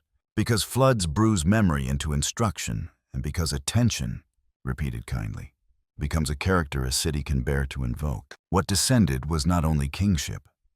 It was the habit of making rooms ready for arrival rooms in temples, in courts, in library, in mines. Now let the circle set the jars back on their shelves. The number returns to its clock. The watch returns to its roof. The broom returns to its corner with the dignity of a tool that keeps epics legible. If you want a keepsake, take a small procedural vow. Leave your own corrections visible. Label your guesswork. Oil the hinge before it complains. Set instructions under your corners for the frightened future. These are city acts in any century. They are also bedroom acts. Cup placed where your hand expects. Window set to a repeatable in. Fan arranged to teach the air its round. Tomorrow can afford to be ordinary, because 1,000 quiet agreements will meet it. The floodplain, real or metaphorical, will test lines. The lines will remember their manners. Someone will check. Someone will sweep. Someone will copy. Someone will forgive the small error quickly enough that it does not need to become a story. Uruk survives in this posture more than in its brick. The posture is yours now, because you breathed with it for a while. Dim the lamp. Let 60 sit at your bedside like an old friend adjusting the blanket. Here, faint and accurate. The city going on, with a work that makes sleep safe. Ledgers closing, gates set, roofs counting, a guard writing. All secure with a reed that learned the pressure from a teacher who learned it from a teacher. We will stop here, not because the story is finished, but because finished things stay finished by resting. The last thing a good city teaches is how to end the day without audience. Lamps are pinched closed with a steadiness that refuses symbolism. A last jug is set mouth down, so morning does not start with the taste of dust. The door is drawn until it finds the pressure that is always meant now.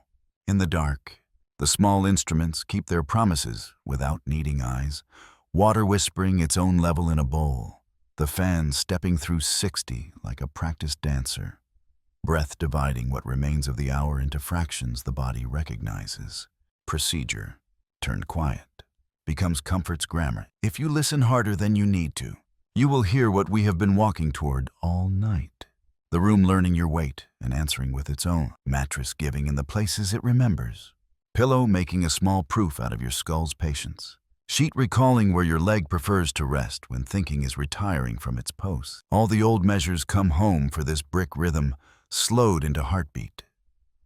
Ledger closed into eyelid. Stair rhythm turned into the little fall that happens at the edge of sleep and is welcomed this time, instead of corrected. The city does not demand you stay awake for any of this. It prefers that you don't. Its caretaking is most itself when unobserved. Outside, the sky keeps its indifferent appointment. Inside, you inherit their friendliness rather than their distance.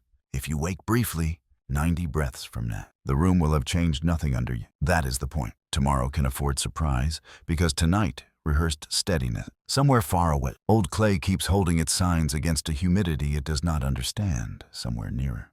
A guard finishes a last line on a sheet whose column will be read by no one, but will dignify everything it touched. Your own last act is smaller and belongs on any tablet. You place one sentence under the corner of the night so that a frightened future can find it. The sentence is, nothing urgent, repair is allowed, return is ordinary. Let the fan turn once more, as if measuring a kind wind over Uruk. Let the number fold itself back into the face of time. Let the door keep its opinion. Then let that small, generous quiet that cities tend, and we borrow do its whole job. The rest is gravity and trust. The room has learned your name by weight and breath. The night keeps it. The way clay keeps a line after the stylus lifts no longer moving. Still true, somewhere. A quiet ledger signs itself off with the same small dignity the guard used at his door. Somewhere, a clock divides what remains into easy sixths and simpler tenths, an old kindness disguised as modern habit. You have walked the roofs and archived the yards and stairs, and brought their pace back here where it belongs in your ribs, in the measured circle of the fan, in the agreeable hush that follows a day put back into order. If a thought arrives, let it be as plain as a label, known, guessed, to be checked in the morning. If a feeling rises, give it a shell, handled, cooled, stored where it won't tip. If sleep hesitates at the threshold, invite it the way a high room invites descent. No speech, just space, just readiness. Breathe like brick set true. Rest like a gate that remembers its notch. Turn gently as the number turns on the face of time. The city's oldest promises are waiting to be borrowed. Repair is allowed, return is ordinary, and nothing urgent will ask for you before dawn.